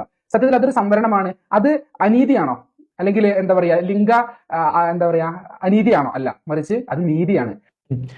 അപ്പൊ ഇത് തുല്യതയല്ല എന്ന് വരെ പറയേണ്ട. അതുകൂടി കഴിഞ്ഞിട്ട് ഞാൻ പറയാം ബാക്കി. അപ്പോൾ തുല്യതയല്ല സത്യത്തിൽ അവിടെ. തുല്യതയാണെങ്കിൽ കുട്ടിയായാലും വൃദ്ധനായാലും ജയിലിലേക്കാണ് വിടേണ്ടത്, പ്രിസണിലേക്കാണ് വിടേണ്ടത്. പക്ഷേ പ്രായപൂർത്തിയാവാത്തത് കൊണ്ട് ജുവനൈൽ ഹോമിൽ വിടുന്നത് നീതിയാണ്. ഇസ്ലാം തുല്യതയെ വാദിക്കാതെ നീതിയുടെ ഒപ്പം നിൽക്കുകയാണ് ചെയ്യുന്നത്. സത്യത്തിൽ എല്ലാവരും അങ്ങനെ തന്നെയാണ് ചെയ്യുന്നതെങ്കിൽ പോലും പ്രഖ്യാപനത്തിൽ നീതിക്ക് പകരം തുല്യത എന്നതിന് ഊന്നൽ കൊടുക്കുന്നു എന്നതാണ് UDHRനെ CDHRൽ നിന്ന് വ്യത്യസ്തമാക്കുന്നത്. അപ്പൊ ഇദ്ദേഹം തുല്യത എന്ന ആശയം പറയുന്നതിൽ തന്നെ പ്രശ്നമുണ്ട്. തുല്യമായ അന്തസ്, അവകാശം, സ്വാതന്ത്ര്യം, അർഹത എന്നൊക്കെ പറയുന്നതും അവസരങ്ങൾക്കുള്ള അർഹത എന്നൊക്കെ പറയുന്നതും എല്ലാവരും തുല്യരാണ് എന്ന് പറഞ്ഞിട്ട് അതിന് ഉദാഹരണമായിട്ട് ഒരു വലിയ ആള് ക്രിമിനൽ കുറ്റം ചെയ്യുമ്പോൾ അയാളെ ജയിലിലേക്ക് കൊണ്ടുപോകുന്നതും ഒരു ചെറിയ കുട്ടി എന്തെങ്കിലും ഒരു അബദ്ധം കാണിക്കുമ്പോൾ അവരെ ജുവനൈൽ ഹോമിലേക്ക് കൊണ്ടുവിടുന്നതും തമ്മിൽ തുല്യതയല്ല എന്ന് പറയുന്നു. അതേപോലെ തന്നെ സംവരണം, തുല്യതയുണ്ട് എന്ന് പറയപ്പെടുന്നവർ അവിടെ സംവരണം ഏർപ്പാടാക്കുന്നു എന്ന് പറയുന്നു. ഇദ്ദേഹം മനസ്സിലാക്കേണ്ട കാര്യം, ഇദ്ദേഹത്തിന്റെ വാദത്തിൽ തന്നെ അതിനുള്ള ഉത്തരമുണ്ട്. അദ്ദേഹം ഒന്നൊന്ന് പോസ് ചെയ്തിട്ടൊന്ന് ആലോചിച്ചാൽ മതി. എന്താണ്? ജാതി, മതം, വർഗം, വർണ്ണം തുടങ്ങി ഏതെങ്കിലും തരത്തിലുള്ള കാരണത്തിന്റെ അടിസ്ഥാനത്തിൽ, അത് ലിംഗവിവേചനത്തിന്റെ അടിസ്ഥാനത്തിലും ആവാം, അത്തരം ജനവിഭാഗങ്ങളോട് ഇത്തരം ഡിസ്ക്രിമിനേഷന്റെ ഭാഗമായി അല്ലെങ്കിൽ സമൂഹത്തിൽ നിലനിൽക്കുന്ന ആ ഒരു വ്യവസ്ഥയുടെ ഭാഗമായി നമ്മൾ മനുഷ്യാവകാശ പ്രഖ്യാപന രേഖയിൽ ഉദ്ദേശിക്കുന്ന ആ തുല്യമായ അവകാശവും സ്വാതന്ത്ര്യവും അവകാശങ്ങൾക്കുള്ള അർഹതയും ആർക്കെങ്കിലും ഹനിക്കപ്പെടുന്നുണ്ടോ എങ്കിൽ അവരെ ആ അവകാശത്തിലേക്ക് തിരിച്ചു കൊണ്ടുവരാനും അവർക്ക് അർഹതപ്പെട്ട അവകാശങ്ങൾ അവരെ അതിന് പ്രാപ്തരാക്കാനുമുള്ള ഒരു സപ്പോർട്ടീവ് പരിപാടി മാത്രമാണ് സംവരണം. അത് തുല്യാവകാശമെന്നും മനുഷ്യാവകാശമെന്നും ഒക്കെയുള്ള സങ്കല്പത്തിന്, അതിലേക്ക് ആ ഒരു സമൂഹത്തെ എത്തിക്കാൻ വേണ്ടിയിട്ടുള്ള ടൂൾസ് മാത്രമാണ്. ആ വ്യത്യാസം അദ്ദേഹം മനസ്സിലാക്കും എന്നാണ് ഞാൻ വിചാരിക്കുന്നത്. അദ്ദേഹത്തിന് മനസ്സിലാവാത്തത് കൊണ്ടാണെന്ന് ഞാൻ വിചാരിക്കുന്നില്ല. എങ്കിലും നമുക്ക് അങ്ങനെയല്ലേ പറയാൻ പറ്റുള്ളൂ. അപ്പം ഇനി അടുത്തത്, മറ്റൊന്ന്, ശിക്ഷാരീതികൾ ഇസ്ലാമിൽ ക്രൂരമാണ്, പരസ്യമായിട്ടൊക്കെ ശിക്ഷാരീതികൾ നടപ്പിലാക്കുകയാണ് എന്നതാണ് രണ്ടാമത്തെ ആരോപണം. ഇവർ പറയുന്നത് ജയിലുകളിലൊന്നും ശിക്ഷിക്കുന്നു വേണ്ട, ഇപ്പോൾ സ്കാൻഡിനേവിയൻ കൺട്രീസിലെ ജയിലുകളിലൊക്കെ TV വരേണ്ട, അവരവിടെ സന്തോഷിച്ച് ജീവിക്കുകയാണ് എന്നാണ് പറയുന്നത്. ഇവിടെ ഇദ്ദേഹം UDHRലെ വളരെ പ്രധാനപ്പെട്ടതും ഇസ്ലാമിന് ഒരു കാരണവശാലും ആലോചിക്കാൻ പോലും പറ്റാത്തതുമായിട്ടുള്ള ഒരു ആർട്ടിക്കിൾ വിട്ടുകളയുകയാണ്. നേരെ അദ്ദേഹം പോകുന്നത് ഇസ്ലാമിലെ മനുഷ്യാവകാശങ്ങളെ കുറിച്ച് പറയുമ്പോൾ ഇസ്ലാമിക നിയമത്തിൽ ഉൾച്ചേർത്തിട്ടുള്ള അല്ലെങ്കിൽ അതിൽ പ്രിസ്ക്രൈബ് ചെയ്തിട്ടുള്ള മനുഷ്യത്വരഹിതമായിട്ടുള്ള ക്രൂരമായിട്ടുള്ള ശിക്ഷാരീതികളെ കുറിച്ച്. അതിൽ പ്രധാനമായിട്ടുള്ളത് ആളുകളെ എറിഞ്ഞു കൊല്ലുക, കൈയും കാലും എതിർദിശയിൽ നിന്ന് വെട്ടുക തുടങ്ങിയിട്ടുള്ള അതിക്രൂരവും മനുഷ്യത്വരഹിതമായിട്ടുള്ള ശിക്ഷാരീതികളെ കുറിച്ചാണ് അദ്ദേഹം പറയുന്നത്. അത് അദ്ദേഹം ആ ഇസ്ലാമിലുള്ള അത്തരം ശിക്ഷാ നിയമങ്ങളെ ന്യായീകരിക്കുന്നുണ്ട് ഇനി കുറച്ച് ദൂരം, അത് നമുക്ക് കാണാം. പക്ഷേ അദ്ദേഹം വിട്ടുകളഞ്ഞ ആ ഒരു ആർട്ടിക്കിൾ നമ്മളൊന്ന് കണ്ടിട്ട് വേണം മുന്നോട്ട് പോകാൻ. എന്താണത്? വകുപ്പ് 4, യാതൊരാളെയും അടിമയാക്കി വെക്കാൻ പാടുള്ളതല്ല, ഏതൊരു വിധത്തിലുള്ള അടിമത്തത്തെയും അടിമ വ്യാപാരത്തെയും തടയേണ്ടതാണ്. എന്ന് പറഞ്ഞാൽ അടിമത്തത്തെ ഒരു തരത്തിലും അംഗീകരിക്കാൻ കഴിയില്ല, എല്ലാ തരത്തിലുമുള്ള അടിമത്തങ്ങൾ ഇല്ലായ്മ ചെയ്യേണ്ടതാണ്, അതിനെ തടയേണ്ടതാണ്. ഇത് ഇസ്ലാമിക ലോകത്തിന് അംഗീകരിക്കാൻ കഴിയുമോ? കാരണം ഖുർആനിൽ അനുവദിക്കപ്പെട്ട ഒരു വ്യവസ്ഥിതിയാണ് അടിമ വ്യവസ്ഥിതി എന്നിരിക്കെ ഖുർആനിന്റെ അത്രയും പോകുന്ന ഒരെണ്ണം കൊണ്ടുവരൂ എന്ന് പറയുന്നവരോട് ചോദിക്കാനുള്ളത്, ഈ ഒരു വചനത്തിന് തുല്യമായ ഒരു വചനം ഖുർആൻ എന്ന് കൊണ്ടുവന്നാൽ ഞാൻ നാളെ ഷഹാദത്ത് കലിമ ചൊല്ലും എന്നാണ്. എന്താണ്? ഒന്നുകൂടി ആ വചനം, നമ്മുടെ വചനം തന്നെ നമുക്ക് പറയാം. ഖുർആനിലെ വചനത്തിന് തുല്യമായ ഒരു വചനമെങ്കിലും അല്ലേ അവർക്ക് വേണ്ടത്?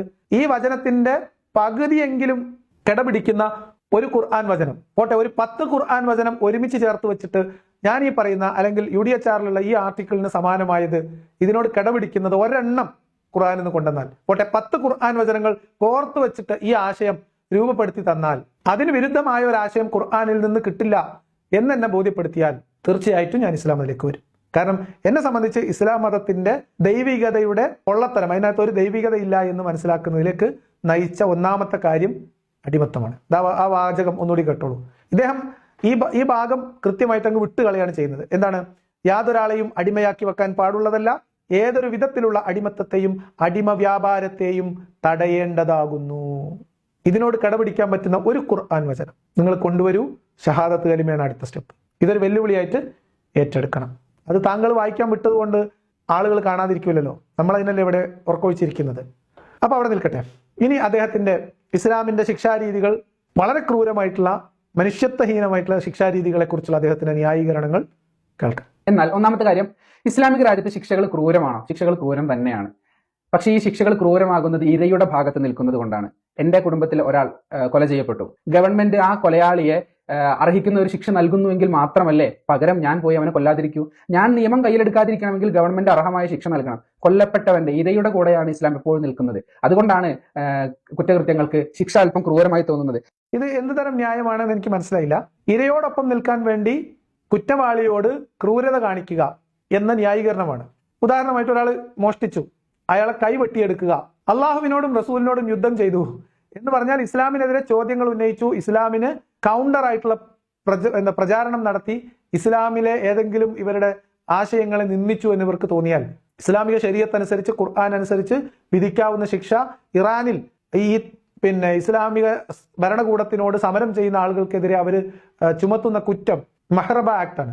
അള്ളാഹുവോടും അവന്റെ പ്രവാചകനോടും യുദ്ധം ചെയ്യുക എന്ന് പറഞ്ഞാൽ അള്ളാഹുവിന്റെ പ്രവാചകനും അള്ളാഹുവോട് യുദ്ധം ചെയ്യാന്ന് പറഞ്ഞാൽ അള്ളാഹിന്റെ പ്രവാചകൻ മരണപ്പെട്ടു പോയി, അള്ളാഹു ഹയാത്തിൽ പണ്ടേ ഇല്ല. അപ്പൊ ഇവരോട് യുദ്ധം ചെയ്യാന്ന് പറഞ്ഞാൽ നിലനിൽക്കുന്ന ഇസ്ലാമിക ഭരണകൂടങ്ങളോട് കലഹിക്കുക എന്നതാണ് അർത്ഥം. ഇസ്ലാമികമായ വിധിവിലക്കുകൾക്ക് അനുസരിച്ച് മുന്നോട്ട് പോകുന്ന ഒരു ഭരണകൂടത്തിന് എതിരെ മതപരമായ ഒരു വിഷയത്തിലല്ലാതെ കലഹിക്കുക എന്ന് പറഞ്ഞാൽ അള്ളാഹുവിനോടും അവന്റെ റസൂലിനോടും യുദ്ധം ചെയ്യുന്ന പരിധിയിൽ വരും. അവർക്ക് പ്രിസ്ക്രൈബ് ചെയ്തിട്ടുള്ള ശിക്ഷ ഇപ്പോഴും അവർ ആ ഖുർആൻ വചനത്തിന് അതുപോലെ ട്രാൻസ്ലേറ്റ് ചെയ്തിട്ടാണ് എഴുതി വെച്ചിട്ടുള്ളത്. എന്താണ്? അവർ കൊല്ലപ്പെടുകയോ കുരിശിലേറ്റപ്പെടുകയോ കൈകാലുകൾ എതിർദിശയിൽ നിന്ന് വെട്ടിമാറ്റപ്പെടുകയോ നാട് കടത്തപ്പെടുകയോ ചെയ്യുകയാകുന്നു.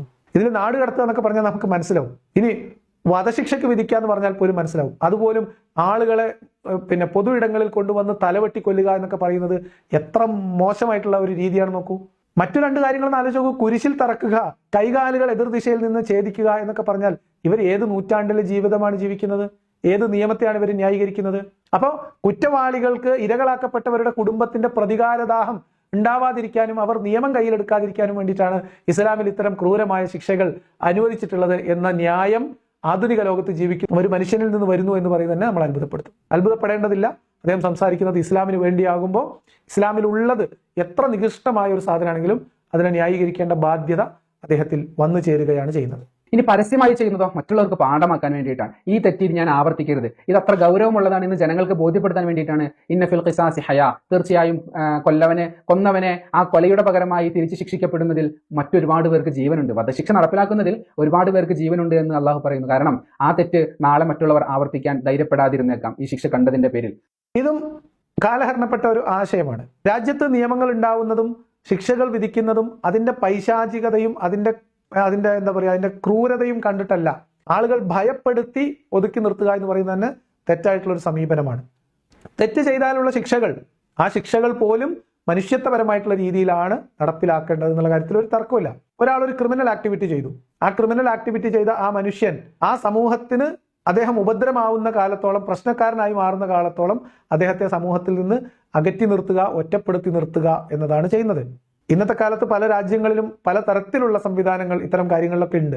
ഇനി ജയിലിലിടാൻ വേണ്ടി തീരുമാനിക്കുന്ന ഒരാളെ പട്ടിണിക്കിടേണ്ട കാര്യമുണ്ടോ? അയാൾ എഴുന്നേറ്റ് നിൽക്കാൻ പോലും കഴിയാത്ത തരത്തിൽ ജയിലുകളുടെ അകം കുടുസാക്കേണ്ടതുണ്ടോ? ആവശ്യത്തിന് വെള്ളവും വെളിച്ചവും കിട്ടാത്ത ഇരുട്ടുമുറികളിൽ അടച്ച് പീഡിപ്പിക്കേണ്ടതുണ്ടോ? ഇല്ല. അത് ശിക്ഷയല്ല, അതൊരു തരം ക്രൂരതയാണ്. അതുകൊണ്ട് ഇരകൾക്ക് നീതി കിട്ടും എന്ന് പറയുന്നത് ഒരർത്ഥത്തിലും ന്യായീകരിക്കാൻ പറ്റില്ല. ഇദ്ദേഹത്തിന് 1-2 ഉദാഹരണങ്ങളുണ്ട്, അത് കഴിഞ്ഞിട്ട് തിരിച്ചു വരാം. ഇനി മോഷ്ടിച്ചവന്റെ കൈവെട്ടുന്നത് ക്രൂരമല്ലേ എന്ന് ചോദിക്കും. മോഷ്ടിച്ച എല്ലാവരുടെയും കൈവെട്ടാൻ ഇസ്ലാം പറയുന്നുണ്ടോ? മോഷ്ടിച്ച എല്ലാവരുടെയും കൈവെട്ടാൻ പറയുന്നുണ്ടോ? ഉമർ റളിയല്ലാഹു അൻഹുവിന്റെ അടുത്ത് മോഷ്ടിച്ച ഒരാൾ ശിക്ഷ നടപ്പിലാക്കപ്പെടാൻ വേണ്ടി ഹാജരാക്കപ്പെട്ടപ്പോൾ അയാൾ ചോദിച്ചു, എന്തിനാ നീ മോഷ്ടിച്ചത്? എനിക്ക് വിശന്നിട്ടാണെന്ന് പറഞ്ഞപ്പോൾ അവന് വിശപ്പില്ലാതെ നോക്കേണ്ടത് ഭരണകർത്താവിന്റെ ചുമതലയാണെന്ന് പറഞ്ഞ് ഗവർണർക്ക് നിർദ്ദേശം നൽകുകയായിരുന്നു ചെയ്തത്. എന്ന് പറഞ്ഞാൽ വിശപ്പില്ലാത്ത സമയത്ത് മോഷ്ടിച്ച കൈവെട്ടാം എന്നാണ്. ഒരാൾ മോഷ്ടിച്ചു, ഒരു മോഷ്ടാവ് സമൂഹത്തിൽ ഉണ്ടാവുമ്പോൾ അദ്ദേഹം മോഷ്ടിച്ചുകൊണ്ടേ ഇരിക്കുമെന്ന് തോന്നുകയാണെങ്കിൽ, അദ്ദേഹം പിന്നെയും മോഷ്ടിക്കുമെന്ന് തോന്നുകയാണെങ്കിൽ ആ മോഷണങ്ങൾ തടയാനുള്ള സംവിധാനങ്ങൾ ഉണ്ടാക്കുക, അദ്ദേഹത്തെ സമൂഹത്തിൽ നിന്ന് ഒറ്റപ്പെടുത്തുക, ജയിലിലടക്കാം. ഇനി ഇത് മാത്രമല്ലല്ലോ, ഇപ്പൊ ഈ ശിക്ഷകളുടെയും രാജ്യത്തെ നിയമങ്ങളുടെയും ഉദ്ദേശം എന്താണ്? ഇപ്പൊ നമ്മൾ റോഡിലൂടെ യാത്ര ചെയ്യുന്ന സമയത്ത് പല ആളുകളും വിചാരിക്കുന്നത്, നമ്മുടെ നാട്ടിലുള്ള പോലീസുകാരോ അല്ലെങ്കിൽ റോഡിൽ പരിശോധനയ്ക്ക് നിൽക്കുന്ന ആളുകളൊക്കെ ഏതെങ്കിലും ഒരു വളവിലോ മരത്തിന്റെ തണലിലോ മറവിലോ ഒക്കെ മാറി നിന്ന് ഇര പിടിക്കുന്ന രംഗം നമ്മൾ കണ്ടിട്ടുണ്ടാവും. വാസ്തവത്തിൽ നിയമങ്ങളും ശിക്ഷകളും ഇതുപോലെയുള്ള ഫൈനും ക്യാമറയും ഒക്കെ വെക്കുന്നത് ആളുകൾ ആ തെറ്റ് ചെയ്യട്ടെ, എന്നിട്ട് അതിൽ നിന്ന് നമുക്ക് വരുമാനം ഉണ്ടാക്കാം എന്ന ഉദ്ദേശത്തിലാണോ ട്രാഫിക് നിയമങ്ങൾ ഉണ്ടാക്കിയിട്ടുള്ളത്? അതിനു വേണ്ടിയിട്ടാണോ റോഡിൽ ഇപ്പോൾ AI ക്യാമറകൾ വെക്കുന്നത്? അല്ല. അങ്ങനെയാണെങ്കിൽ എന്താണ് നിയമമെന്നും ആ നിയമം എങ്ങനെയാണ് പാലിക്കേണ്ടത് എന്നും, ആ പാലിച്ചിട്ടില്ലെങ്കിൽ അതിനൊരു ചെറിയ വില കൊടുക്കേണ്ടി വരുമ്പോൾ അത് പാലിക്കേണ്ടതുണ്ട് എന്നൊരു ബോധം ഉണ്ടാക്കാനും ഒരു അവബോധം ഉണ്ടാക്കാനും എല്ലാവരും നിയമം അനുസരിക്കുന്ന ജീവിതത്തിലേക്ക് അവരെ പരുവപ്പെടുത്തിയെടുക്കുക എന്നൊരു ചുമതല കൂടി ഭരണകൂടങ്ങൾക്കുണ്ട്.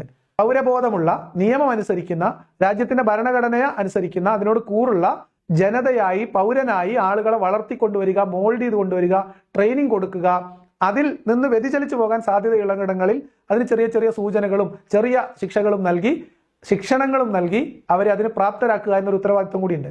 അതുകൊണ്ടാണ് നിങ്ങൾ ശ്രദ്ധിച്ചിട്ടുണ്ടാവും, പലപ്പോഴും റോഡിലൊക്കെ നമ്മൾ യാത്ര ചെയ്യുന്ന സമയത്ത് ക്യാമറ 100 മീറ്റർ അപ്പുറേ എന്ന് പറഞ്ഞിട്ട് സെപ്പറേറ്റ് ബോർഡ് വെച്ചിട്ടുണ്ടാവും. അപ്പം ക്യാമറ വെച്ചിട്ടുള്ള സ്ഥലത്ത്, സ്പീഡ് ക്യാമറ വെച്ചിട്ടുള്ള സ്ഥലത്ത് അവിടെ എത്തുന്നതിന് മുൻപ് ഒരു 100 മീറ്റർ ഇപ്പുറത്ത് അല്ലെങ്കിൽ 150 മീറ്റർ ഇപ്പുറത്ത് ക്യാമറ അഹെഡ് എന്ന് പറയുന്നത് എന്തിനാണ്?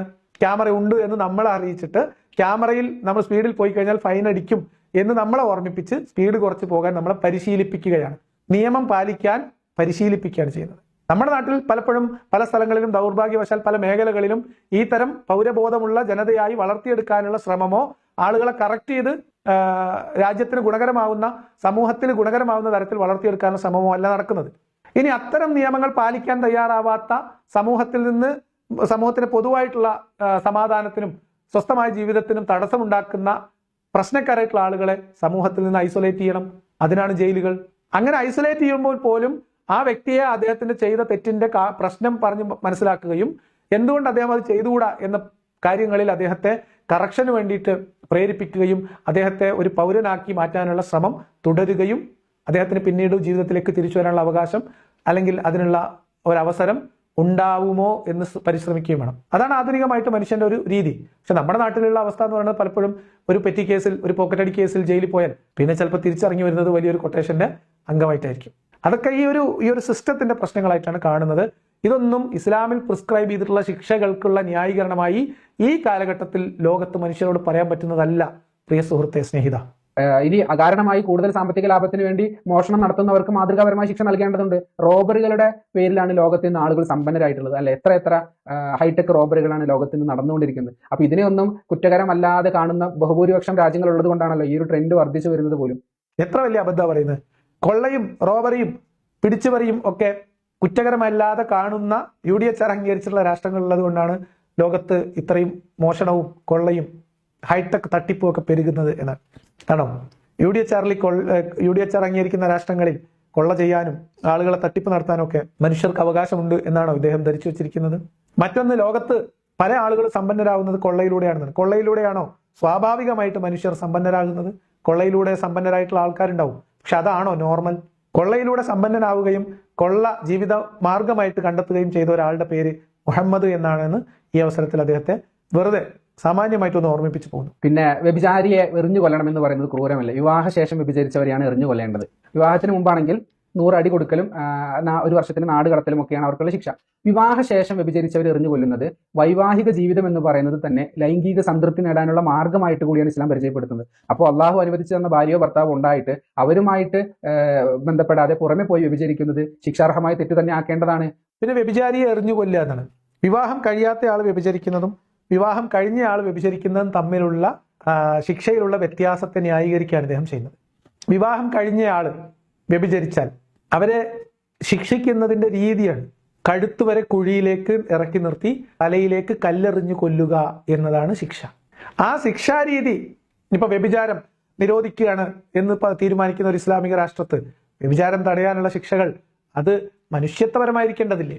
അതിക്രൂരമായിട്ടുള്ള ഇത്തരം ശിക്ഷാരീതികളെ കുറിച്ചാണ് മനുഷ്യത്വരഹിതമായത് എന്ന് പറയുന്നത്. ഇപ്പൊ വ്യഭിചരിച്ചു 500 രൂപ ഫൈനാണ് എന്ന് വിചാരിക്കാം, അല്ലെങ്കിൽ 1000 രൂപ ഫൈനാണ്, അല്ലെ 1 ദിവസം തടവ്. എന്തിനും ഒരു രീതിയില്ലേ? അതിന് പകരം വ്യഭിചരിച്ച ആളെ കുഴിയിൽ ഇറക്കിയിട്ട് കഴുത്തിന് കല്ലെറിഞ്ഞ് ആൾക്കൂട്ടം കൊലപ്പെടുത്തുക എന്ന് പറയുന്നത് ദൈവത്തിന്റെ നീതിയാണ് എന്ന് ഖുർആനിൽ എഴുതി വെക്കുകയും 21ാം നൂറ്റാണ്ടിൽ അതാണ് ലോകത്തിന് മാതൃകയാവേണ്ടത് എന്ന് വാദിക്കുകയും ചെയ്യുന്നതിന്റെ യുക്തി എന്താണെന്ന് ആലോചിച്ച് നോക്കൂ.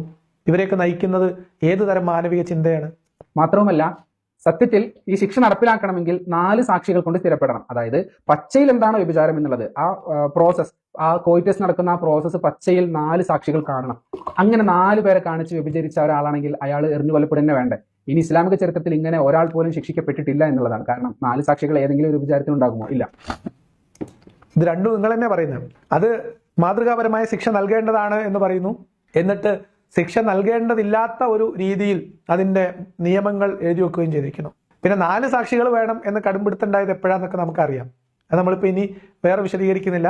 അത് മനസ്സിലായവർ കമന്റ് ബോക്സിൽ അത് ആ സംഭവം മാത്രം അതിരി കവിയാതെ എഴുതുക. അതിരി കവിയരുത്, സഭ്യതയുടെ അതിരി വിടാതെ ആ സംഭവം എഴുതുക.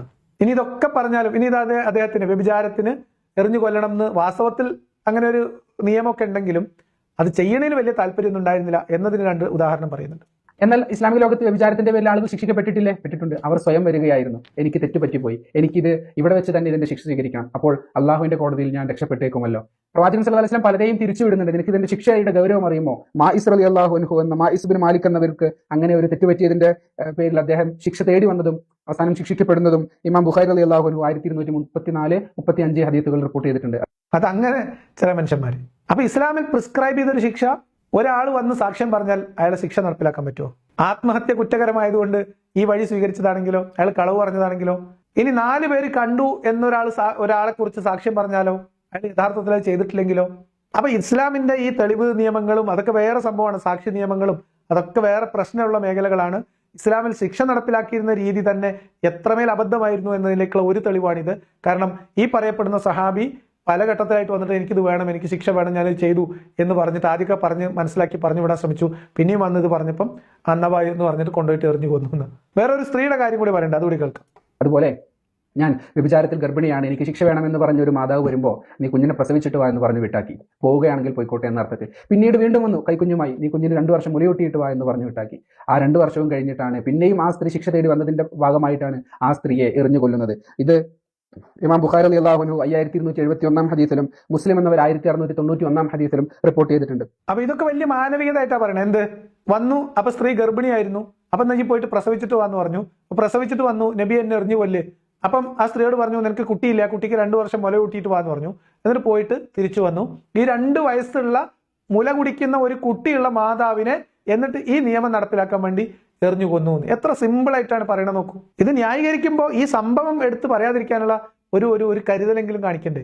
മുലകുടി പ്രായത്തിൽ 2 വയസ്സിലുള്ള ഒരു കുട്ടിയുടെ മാതാവിനെ അവർ 2 കൊല്ലം മുമ്പ് 3 കൊല്ലം മുമ്പ് വ്യഭിചരിച്ചു എന്ന കുറ്റത്തിന് 4 സാക്ഷികളൊന്നും ഇല്ലാതെ കൊണ്ടുപോയി എറിഞ്ഞു കൊല്ലുക. നല്ല നീതിമാനായ പടച്ചോനും നബിയും. ഇനി ഇദ്ദേഹം പറഞ്ഞു ഈ ഇസ്ലാമിലെ വ്യഭിചാരം ശിക്ഷാർഹമാക്കുന്നതിന്റെ കാരണം എന്ന് പറയുന്നത് 4 വരെ കല്യാണം കഴിക്കാനുള്ള അനുവാദം കൊടുത്തിട്ടുണ്ട്, എന്നിട്ട് പിന്നെയും ഇങ്ങനെ പുറത്തു പോയി വ്യഭിചരിക്കുകയാണെങ്കിൽ എറിഞ്ഞു കൊല്ലന്നെ വേണ്ടേ എന്നാണ്. കൊല്ലണ്ടേ എന്നാണ് പറയുന്നത്. എന്നാൽ ഇസ്ലാമിന്റെ മറ്റൊരു നിയമം ഞാൻ പറഞ്ഞുതരാം. ഇസ്ലാമിന്റെ മാനവികത ആണല്ലോ. കല്യാണം കഴിക്കാൻ, ഒറ്റ കല്യാണം പോലും കഴിക്കാനുള്ള പൈസ ഇല്ല, അതിനുള്ള വരുമാനമില്ല, സ്ഥിതി ഇല്ലാത്ത ഒരു പാവം മനുഷ്യൻ. ഇനി കല്യാണം കഴിക്കാൻ മാത്രമല്ല കേട്ടോ, ആവശ്യത്തിന് അടിമ സ്ത്രീകൾ. ഇതിനകത്ത് ലിമിറ്റ് ഒന്നുമില്ല, എത്ര വേണമെങ്കിലും അടിമ സ്ത്രീകളുണ്ട്. പിന്നെ കരാർ ഉറപ്പിച്ച് കല്യാണം കഴിക്കുന്ന ഏർപ്പാടുണ്ട്. മുത്തലാ കല്യാണത്തെ കുറിച്ചൊക്കെ നമ്മൾ പറഞ്ഞു. അതിനിപ്പോൾ ട്രാവൽ മാരേജ് എന്നുള്ള രീതിയിൽ സൗദിയിലൊക്കെ ഇപ്പോഴും നിലനിൽക്കുന്ന മറ്റു ചില കല്യാണ സംവിധാനങ്ങളുണ്ട്. ഒരാഴ്ചത്തേക്കോ 2 ആഴ്ചത്തേക്കോ 3 ആഴ്ചത്തേക്കോ ഒക്കെ ഉള്ളത്. അതൊക്കെ അനുവാദമുണ്ട്. ഇതൊക്കെ ഇതിന് സാമ്പത്തിക സ്ഥിതിയുള്ളവർക്ക് ചെയ്യാൻ പറ്റുള്ളൂ. അപ്പോൾ അടിമയെ വാങ്ങണം, പൈസ വേണം. കല്യാണം കഴിക്കണമെങ്കിലും അടിമേനെ വാങ്ങണ അത്ര പൈസ വേണ്ടി വരില്ല എന്നേ ഉള്ളൂ, അല്ലെങ്കിൽ അതിനേക്കാൾ കൂടുതൽ പൈസ വേണ്ടി വരും ചില സമയത്ത്, കാരണം ഇവർക്ക് ചെലവിനോട് കൊടുക്കണമല്ലോ. എന്നതുകൊണ്ട് ഈ പറഞ്ഞ രീതിയിൽ ഇതിന് സാമ്പത്തികമായിട്ട് സ്ഥിതിയുള്ളവർക്ക് ഇതിനൊന്നും ഒരു മുട്ടില്ല. ഇത്രയൊക്കെ അനുവാദം കൊടുത്തിട്ട് ആവശ്യത്തിന് അടിമ സ്ത്രീകളെയും അതുപോലെ തന്നെ ആവശ്യത്തിന് തോന്നുമ്പോൾ കല്യാണം കഴിക്കാനൊക്കെ ഉള്ള അവകാശം കൊടുത്തിട്ട് പിന്നെയും വ്യഭിചരിക്കാൻ പോകുന്നവനെ കൊല്ലുന്നതിൽ എനിക്കും വലിയ അഭിപ്രായമൊന്നുമില്ല. പക്ഷെ എന്റെ സംശയം അതല്ല. ഇതിനൊന്നും കെൽപ്പില്ലാതെ, ഇതിനൊന്നും സാമ്പത്തിക സ്ഥിതി ഇല്ലാതെ ഒരാൾ സ്വന്തം നിലക്ക് വികാരശമനം നടത്തി എന്ന് വിചാരിക്കുക, ഒരാൾ സ്വയംഭോഗം ചെയ്തു എന്ന് വിചാരിക്കുക, അതിന്റെ വിധി എന്താ ഇസ്ലാമില്? ഹറാമ്. അതേ സമയത്ത് ഒരു 500 ദിർഹം കൊണ്ട് മാർക്കറ്റിൽ പോയിട്ട് 2 അടിമ സ്ത്രീകളെ വാങ്ങിക്കൊണ്ടുവരുന്നത് ഹലാൽ. നമ്മൾ എന്തിനെ കുറിച്ച് സംസാരിച്ചുകൊണ്ടിരിക്കുന്നത് അറിയോ?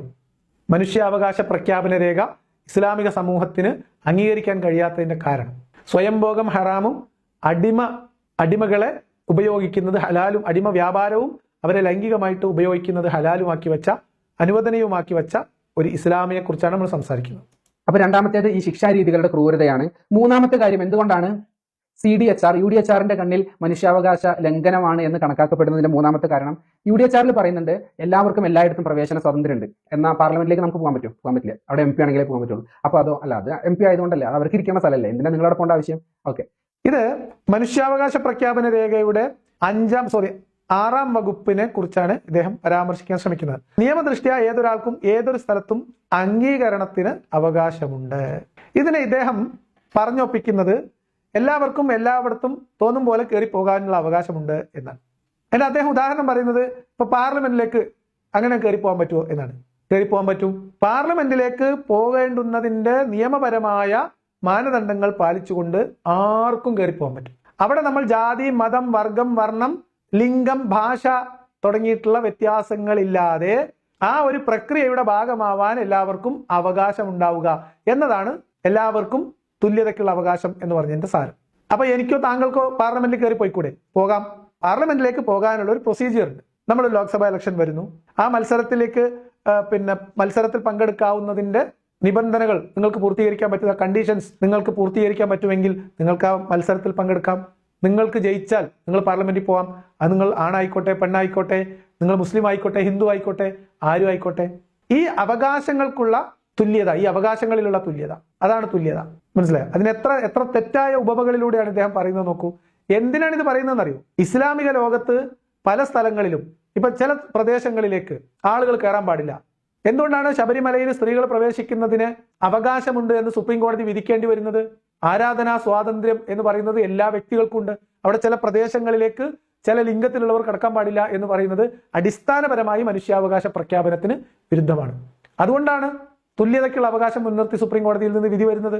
അതേപോലെ തന്നെ ചില ജാതികൾ ചില വഴിയിലൂടെ നടക്കാൻ പാടില്ല എന്ന് പണ്ട് കാലത്ത് നമ്മുടെ നാട്ടിൽ ചില രീതികൾ ഉണ്ടായിരുന്നു. അയിത്തം, ചില മതക്കാർ പോകാൻ പാടില്ല, ചില ആളുകൾ കയറാൻ പാടില്ല. ഇതെന്തിനാണ് ഇദ്ദേഹം ഇതിനെ ഇത്തരം തെറ്റായ ഉപമകളിലൂടെ പറയുന്നതെന്ന് അറിയോ? മക്കയിലും മദീനയിലും ആ പ്രദേശത്തേക്ക് തന്നെ അമുസ്ലിങ്ങൾക്ക് കടക്കാൻ പാടില്ല എന്ന് ഈ 21-ാം നൂറ്റാണ്ടിൽ പോലും ബോർഡ് എഴുതി വെച്ചിട്ടുണ്ട് ഇസ്ലാമിൽ. അപ്പൊ ഇസ്ലാമിക സമൂഹത്തിൽ സഞ്ചാര സ്വാതന്ത്ര്യത്തിൽ പോലും മതം പരിഗണിക്കേണ്ടുന്ന ആവശ്യകതയുണ്ട്. അതാണ് ഇസ്ലാം.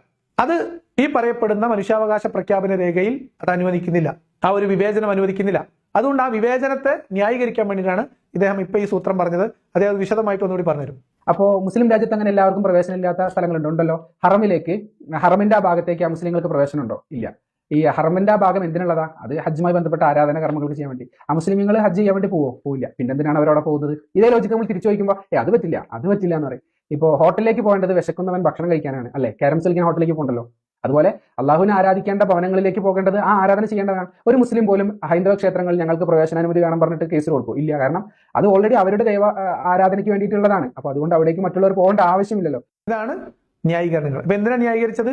മക്കയിലും മദീനയിലും ഒരു പ്രത്യേക പ്രദേശത്തിനപ്പുറത്തേക്ക് ഈ പറയപ്പെടുന്ന ഹറം പള്ളിയുടെ ചുറ്റും ഒരു റിംഗ് റോഡ് ഉണ്ട്. അതിന് പുറമെ സെക്കൻഡ് റിംഗ് റോഡ് ഉണ്ട്. ഈ സെക്കൻഡ് റിംഗ് റോഡിനകത്തോട്ട് അമുസ്ലിങ്ങൾക്ക് പ്രവേശനമില്ല. അത് പള്ളിയുടെ അടുത്തേക്കും പള്ളിക്കകത്തേക്കും പള്ളിയുടെ കോമ്പൗണ്ടിലേക്കും ഒന്നുമല്ല, ആ ഏരിയയിലേക്ക് തന്നെ പ്രവേശനമില്ല. അതിനെ ന്യായീകരിക്കണം. അതിൽ വിവേചനത്തിന്റെ പ്രശ്നമൊന്നുമില്ല എന്നതിനും ഉദാഹരണമായിട്ടാണ് ഇപ്പൊ പാർലമെന്റിലേക്ക് തോന്നും പോലെ കയറി പോകാൻ പറ്റുമെന്നൊക്കെ ചോദിച്ചത്. ഇവിടെയുള്ളത് കൃത്യമായ മതത്തിന്റെ അടിസ്ഥാനത്തിലുള്ള വിവേചനമാണ്. മാത്രമല്ല ഹറം എന്ന് പറയുന്നത് അവിടെ വേട്ടയാടാൻ പാടില്ല, കളവ് മുതൽ കണ്ടെടുക്കുന്നതിലൊക്കെ നിബന്ധനകളുണ്ട്, ധാരാളം നിയമങ്ങൾ പാലിക്കണം അവിടെ വെച്ച്. ആ നിയമങ്ങളൊന്നും പാലിക്കാൻ ഒരു പക്ഷേ മറ്റൊരു മതത്തിൽപ്പെട്ട ആൾക്ക് കഴിയണമെന്നില്ല. കാരണം അയാൾക്ക് അത് പാലിക്കേണ്ട യാതൊരു ബാധ്യതയും ഇല്ല. അപ്പൊ ആ പുണ്യഭൂമിയിൽ ഇന്ന നിയമങ്ങൾ പാലിക്കപ്പെടണം. 2, ഈ നിയമം പാലിക്കാൻ അവിടേക്ക് പ്രവേശിച്ച ഒരു അമുസ്ലിമിനെ നിർബന്ധിക്കണം. ആ നിർബന്ധിക്കുന്നതിൽ നിന്ന് അവനെ മാറ്റി നിർത്തുകയാണ്. ഇവിടേക്ക് വരരുത്, ഇവിടേക്ക് വന്നാൽ ഇന്ന നിയമങ്ങളൊക്കെ പാലിക്കേണ്ടതുണ്ട് എന്ന് പറയുന്ന അതിന്റെ മാനവിക തലം കൂടി കാണാതെയാണ് ഇതൊക്കെ പരിഹാസമായിട്ട് ആളുകൾ കൊണ്ടു നടക്കുന്നത്. ആ കരുതലിന് കൊടുക്കണം ഒരു കുതിരപ്പവൻ അല്ലെ? ഇത് മുസ്ലിങ്ങൾക്ക് മാത്രം അംഗീകാരമുള്ള അവകാശമുള്ള പ്രദേശമാണ്. അവിടെ ഹിന്ദുക്കളും ക്രിസ്ത്യാനികളും ജൂതന്മാരും കയറണ്ട. അവിടെ കയറിയ വലിയ പ്രശ്നമാണ്. ഒന്നുകിൽ അവിടത്തേക്ക് മാത്രമായിട്ടുള്ള ചില നിയമങ്ങളുണ്ട്, അത് പാലിക്കാൻ വേണ്ടിയിട്ട് നിങ്ങളെ നിർബന്ധിക്കേണ്ടി വരും. അങ്ങനെ നിർബന്ധിക്കാൻ നമുക്കൊരു വല്ലാത്തൊരു വൈക്ലഭ്യം. അതുകൊണ്ടാണ് പ്രവേശന വിലക്ക് അല്ലെങ്കിൽ നിരോധനം ഏർപ്പെടുത്തുന്നത്. ഞാനായിട്ടൊന്നും പറയുന്നില്ല, നിങ്ങൾക്ക് തോന്നുന്നു കമന്റ് ബോക്സിൽ എഴുതിയാൽ മതി. ഒരു സ്കൂളിൽ മതത്തിന്റെ അടിസ്ഥാനത്തിൽ പ്രവേശനാനുമതി നിഷേധിച്ചാൽ അത് കുറ്റകരമാണ്, മനുഷ്യാവകാശ ലംഘനമാണ്. അപ്പൊ ഇതൊന്നും കഥയില്ലാത്ത വാദങ്ങളാണ്. സമ്മതിച്ചാ? മതം പഠിക്കുന്നിടത്ത് അല്ലെങ്കിൽ വിദ്യാഭ്യാസത്തിന്റെ കാര്യത്തിൽ സ്കൂളിൽ മാത്രമാണോ? ജോലി സ്ഥലത്ത് അത് നിഷേധിച്ചാലോ? അത് മതത്തിന്റെ അടിസ്ഥാനത്തിൽ മാത്രമാണോ? അല്ല. വിദ്യാഭ്യാസത്തിലായാലും ജോലിയിലായാലും പഠിക്കുന്നതിലായാലും വേറെ എന്തെങ്കിലും കാര്യങ്ങൾ ചെയ്യുന്നതിലായാലും യാത്ര ചെയ്യുന്നതിലായാലും എന്തെങ്കിലും തരത്തിലുള്ള കാര്യങ്ങൾ വെച്ചുകൊണ്ടുള്ള വിവേചനം അത് തെറ്റാണ്. അത്രേ പറഞ്ഞോളൂ. ഓക്കെ. 4ാമത്തെ പോയിന്റ്, വിവാഹത്തിന് മിശ്ര വിവാഹത്തിന് അനുവാദമില്ല. അതുപോലെ തന്നെ വിവാഹത്തിന് പെൺകുട്ടിയുടെ സമ്മതം ഇസ്ലാമിൽ ആവശ്യമില്ല എന്നുള്ളതാണ്. ഇത്തരം കുറെ കാര്യങ്ങൾ വെച്ചിട്ടാണ് മുസ്ലിം രാജ്യങ്ങളിൽ മനുഷ്യാവകാശ ലംഘനം നടക്കുന്നുണ്ടെന്ന് ഇവർ പറയുന്നത്. മിശ്ര വിവാഹം ഒരു മതത്തിൽപ്പെട്ട ആളുടെ വിശ്വാസപ്രകാരം ആ മതത്തിൽപ്പെട്ടവരെ വിവാഹം കഴിച്ചാൽ മാത്രമേ വിവാഹം ശരിയാകൂ എന്ന് വിശ്വാസമുണ്ടെങ്കിൽ പിന്നെ മറ്റു മതത്തിൽപ്പെട്ടവരെ വിവാഹം കഴിക്കുന്നതിന് നിരുത്സാഹപ്പെടുത്തുന്നതിന് എന്താണ് തെറ്റ്? പോട്ടെ, വിശ്വാസമുള്ള ആളും വിശ്വാസം ഇല്ലാത്ത ഒരാളും. ഓക്കെ, സമ്മതിച്ചു. കേൾക്കാം, നമുക്കൊന്ന് കേട്ടു പോകാം. ഇതിൽ പറയാനുണ്ട്. ഇതെല്ലാം കൂടെ പറഞ്ഞിട്ട് വിവാഹത്തിന്റെ കല്യാണക്കാരി മൊത്തത്തിൽ പറഞ്ഞു കഴിഞ്ഞിട്ട് ഞാൻ മറുപടി പറയും. ഇപ്പോൾ ഇന്ത്യ രാജ്യം ഒരു സെക്യുലർ രാജ്യമാണ്. ഇവിടെ ആർക്കും ആരെ വേണമെങ്കിലും വിവാഹം ചെയ്യാം. പക്ഷേ ഹൈന്ദവ മതത്തിൽ വിശ്വസിക്കുന്ന ഒരാൾ തന്റെ മകളെ ഒരിക്കലും ഒരു ക്രൈസ്തവ മതത്തിൽ വിശ്വസിക്കുന്ന ഒരാൾക്ക് വിവാഹം ചെയ്ത് കൊടുക്കില്ല. അയാളുടെ വിശ്വാസത്തിന്റെ ഭാഗമാണ്. ഈ പെൺകുട്ടിയുടെ കൂടി വിശ്വാസത്തിന്റെ ഭാഗമാണത്. അപ്പോൾ അത്തരം കാര്യങ്ങളെയൊക്കെയാണ് വിവാദമാക്കിയിട്ട് ആളുകൾ മുന്നോട്ട് കൊണ്ടുവരുന്നത്. ഇനി ഇന്ത്യയിൽ പറഞ്ഞുകൊണ്ട് പറയാം, ഇന്ത്യയിൽ ആർക്കും ആരെയും വിവാഹം കഴിക്കാനുള്ള അവകാശമുണ്ട്. അപ്പൊ കല്യാണം കഴിക്കാൻ പോകുന്ന ചെക്കനും പ്രശ്നമില്ല, കല്യാണം കഴിക്കാൻ പോകുന്ന പെണ്ണിനും പ്രശ്നമില്ല, അവർക്ക് ജാതി പ്രശ്നമില്ല, മതം പ്രശ്നമില്ല എങ്കിൽ അത് അവരുടെ വ്യക്തി സ്വാതന്ത്ര്യമാണ് എന്ന് ഇസ്ലാം അനുവദിച്ചു കൊടുക്കും. അപ്പൊ ഇവിടെ ഇസ്ലാമിക ഭരണമൊന്നുമില്ലല്ലോ, ഇസ്ലാമിക നിയമമില്ല, ഇസ്ലാമിന്റെ ശിക്ഷയും ഇത്തരം കാര്യങ്ങളിൽ വ്യക്തി നിയമങ്ങളിൽ ഇല്ല. അങ്ങനെയെങ്കിൽ അത് ഇസ്ലാമിക സമൂഹത്തിന് ടോളറേറ്റ് ചെയ്യാൻ പറ്റുമോ? ഇല്ലെങ്കിൽ ആ പ്രശ്നം ഇസ്ലാമിന്റെ വിശ്വാസത്തിന്റെ പ്രശ്നമാണ്. അപ്പൊ സ്വാഭാവികമായിട്ട് മതവിശ്വാസികൾ താങ്കളുടെ മതത്തിലുള്ള ആളുകളുമായിട്ടുള്ള വിവാഹ ബന്ധത്തിന് ശ്രമിക്കുന്നു എന്ന് പറയുന്നത് കുറ്റകരമാണ് എന്ന് പറയാൻ കഴിയില്ല. പക്ഷേ അതിന് വിരുദ്ധമായി അവർ 2 വ്യക്തികൾ മതത്തിനും ജാതിക്കും അതീതമായി വിവാഹം കഴിച്ച് ജീവിക്കാൻ തീരുമാനിച്ചാൽ അത് തെറ്റാണ് എന്ന് പറയുന്നത് മനുഷ്യത്വ വിരുദ്ധമാണ്. മനസ്സിലായിട്ടുണ്ടാവും ഞാൻ വിചാരിക്കും. അത് മനസ്സിലാവണമെങ്കിൽ കുറച്ചുകൂടി ആളുകൾക്ക് പെട്ടെന്ന് അതിന്റെ ഫീൽ കിട്ടണമെങ്കിലേ പറയാം. ഇപ്പോൾ ഇസ്ലാമിന് പുറത്തുള്ള 2 ഉദാഹരണങ്ങൾ പറയാം. ഒന്ന്, ഇസ്ലാമികമായിട്ട് ജീവിച്ചുകൊണ്ടിരിക്കുന്ന ഒരു കുടുംബം, അതിലൊരു വ്യക്തിക്ക് അവർക്ക് 1, 2, 3 മക്കളുണ്ട്. ഈ വിവാഹത്തിൽ മുസ്ലിം വിവാഹപ്രകാരം ജീവിച്ച് മുന്നോട്ട് പോയി ഭാര്യയും ഭർത്താവും. അതിലൊന്നുകിൽ ഭാര്യക്കോ അല്ലെങ്കിൽ ഭർത്താവിനോ പിന്നീട് ഇസ്ലാം മതത്തിലുള്ള വിശ്വാസം നഷ്ടപ്പെട്ടു എന്ന് വിചാരിക്കാം. ആ ഭാര്യയ്ക്കും കുഴപ്പമില്ല, ഭർത്താവിനും കുഴപ്പമില്ല. അവരുടെ വിശ്വാസമില്ലായ്മ വ്യക്തിപരമായിട്ടുള്ള കാര്യമായിട്ട് പരിഗണിച്ചുകൊണ്ട് ആ കുടുംബം സ്വസ്ഥമായും സമാധാനമായും സന്തോഷമായിട്ട് ജീവിക്കാൻ വേണ്ടി അവർ തീരുമാനിച്ചാൽ ഈ ഉമ്മത്ത് സമ്മതിക്കുമോ? വിശ്വാസമുള്ള ഒരാളെ വിശ്വാസമില്ലാത്ത ഒരാളുടെ കൂടെ വിശ്വാസമുള്ളയാൾ വിശ്വാസിയായി വിശ്വാസി സമൂഹത്തിന്റെ ഭാഗമായി നിലനിന്നുകൊണ്ട് ജീവിച്ച് മുന്നോട്ട് പോകാൻ ഈ ഇവിടുത്തെ ഉമ്മത്ത് സമ്മതിക്കുമോ? ഇസ്ലാമിക ഭരണമുള്ള പ്രദേശത്തല്ല ഞാൻ പറയണത്, ഇന്ത്യ ഉദാഹരിച്ചുകൊണ്ട് പറയാം. ഇന്ത്യയിലെ നിയമം അനുവദിക്കുന്ന രീതിയിൽ സമ്മതിക്കുമോ? സമ്മതിക്കൂല. എന്തുകൊണ്ടാ? ഇസ്ലാം അനുവദിക്കൂലാത്തതുകൊണ്ട്. ഇനി വേറൊരു ഉദാഹരണം പറയാം. അമുസ്ലിം ആയിട്ടുള്ള ഒരു കുടുംബം, അമുസ്ലിം ആയിട്ടുള്ള കുടുംബത്തിൽ ഒരു കുടുംബം, കുട്ടികളും ഭാര്യയും ഭർത്താവും സ്വസ്ഥമായും സുഖമായിട്ട് ജീവിച്ചു പോകുന്നു.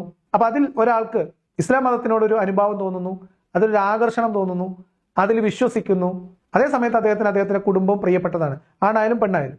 അവരുടെ വിശ്വാസത്തെ അവരുടെ വ്യക്തിപരമായ അവകാശങ്ങളായി വെച്ചുകൊണ്ട് ഇദ്ദേഹത്തിന് ഇഷ്ടമുള്ള, അല്ലെങ്കിൽ ഈ കുടുംബത്തിലെ ഭാര്യ അവർക്ക് ഇഷ്ടമുള്ള മതത്തിലേക്ക് മാറുകയും കുടുംബം സ്വസ്ഥമായി സ്വതന്ത്രമായി മുന്നോട്ട് കൊണ്ടുപോകാൻ തീരുമാനിക്കുകയും ചെയ്യുകയാണെങ്കിൽ ഇസ്ലാമിക സമൂഹം അതിനനുവദിക്കുമോ? ഇസ്ലാമിക നിയമം അതിനനുവദിക്കുമോ? അപ്പൊ അത് കേവലമായിട്ടുള്ള വിശ്വാസികളുടെ വ്യക്തിപരമായിട്ടുള്ള കാര്യമായിട്ടല്ല, ഇസ്ലാമിന്റെ സാമൂഹ്യ നിയമമായിട്ടാണ് അതിനെ സമൂഹം ഒറ്റക്കെട്ടായി എതിർക്കുകയും അവരെ ജീവിക്കാൻ സമ്മതിക്കാതിരിക്കുകയും ചെയ്യും എന്നുള്ളതാണ് ഇസ്ലാം മാനവിക വിരുദ്ധമാണ് എന്ന് പറയുന്നതിന്റെ ഈ വിഷയത്തിലുള്ള കാരണം. ഇനി അടുത്തത് മറ്റൊന്ന്, ശൈശവ വിവാഹം ഇസ്ലാമിൽ ഉണ്ട് എന്നുള്ളതാണ്. ഇസ്ലാമിൽ വിവാഹത്തിന് പ്രായം നിശ്ചയിച്ചിട്ടില്ല. ശരി തന്നെ. അതിന്റെ അർത്ഥം ജനിച്ച കുട്ടികളെ വിവാഹം കഴിച്ചു കൊടുക്കാന്നാണോ? അല്ല, മറിച്ച് വിവാഹത്തിന് മാനദണ്ഡം നിശ്ചയിച്ചു. ജനിച്ച കുട്ടിയെ അല്ലെങ്കിൽ 2 വയസ്സ് 3 വയസ്സുള്ള കുട്ടിയെ ഒരു ആൾക്ക് വിവാഹം ചെയ്തു കൊടുക്കാൻ ഇസ്ലാമിൽ പറ്റില്ല എന്നാണ്. എന്ത് മാനദണ്ഡം നിശ്ചയിച്ചു എന്നാണ്? ഇസ്ലാമിൽ വിവാഹത്തിന് നിശ്ചയിക്കപ്പെട്ട മാനദണ്ഡങ്ങളിൽ എവിടെയാണ് സ്ത്രീകളുടെ പ്രായമോ സ്ത്രീകളുടെ സുരക്ഷിതത്വമോ പരിഗണിച്ചിട്ടുള്ളത്? സ്ത്രീയുടെ സമ്മതമോ അറിവോ പരിഗണിച്ചിട്ടുള്ളത്? ശൈശവ വിവാഹം ഇസ്ലാമിൽ അനുവദിക്കപ്പെട്ടതാണ്, ഹലാലാണ്, അത് തെറ്റാണെന്ന് പറയാൻ ഇസ്ലാമിൽ വകുപ്പില്ല. വിവാഹം എന്ന് പറയുന്നത് 2 ഉടലുകൾ തമ്മിലുള്ള കരാറ് മാത്രമല്ല, പെൺകുട്ടിയുടെ ഭാഗത്ത് നിന്ന് പെൺകുട്ടിയുടെ രക്ഷിതാവാണ് വിവാഹത്തിൽ മുൻപന്തിയിൽ വരുന്നത്. കാരണം ഇസ്ലാമിൽ സ്ത്രീക്ക് അങ്ങനെ അവകാശമൊന്നുമില്ല. സ്വന്തം ശരീരത്തിന് മുകളിൽ അത്ര അവകാശമുള്ളൂ. സ്ത്രീ എല്ലാ കാലത്തും ഏതെങ്കിലും ഒരു പുരുഷന്റെ കീഴിലായിരിക്കും. വാപ്പ വളർത്തിക്കൊണ്ടുവരുന്ന സ്ത്രീ ഈ വാപ്പാക്ക് ബോധിച്ച ഒരാൾക്ക് കല്യാണം കഴിപ്പിച്ച് കൊടുക്കാൻ തീരുമാനിക്കുകയാണെങ്കിൽ, അല്ലെങ്കിൽ വാപ്പയുടെ അസാന്നിധ്യത്തിൽ വാപ്പാന്റെ വാപ്പ അങ്ങനെ ഒരു കാര്യം ചെയ്തു കൊടുക്കാൻ തീരുമാനിക്കുകയാണെങ്കിൽ, ആ പെൺകുട്ടിക്ക് പ്രായം എത്തിയിരിക്കണം എന്നൊരു നിബന്ധനയില്ല. അത് 6 മാസമാവാം, 1 വയസ്സാവാം, 3 വയസ്സാവാം, 5 വയസ്സാവാം. 6 വയസ്സായാൽ വലിയ പ്രായമായി, മുതിർന്ന സ്ത്രീയായി. എന്തിന്റെ അടിസ്ഥാനത്തിലാണ് ബാലവിവാഹം, ശൈശവ വിവാഹം ഇസ്ലാമിൽ അനുവദിച്ചിട്ടില്ല എന്ന് ഇദ്ദേഹം പറയുക?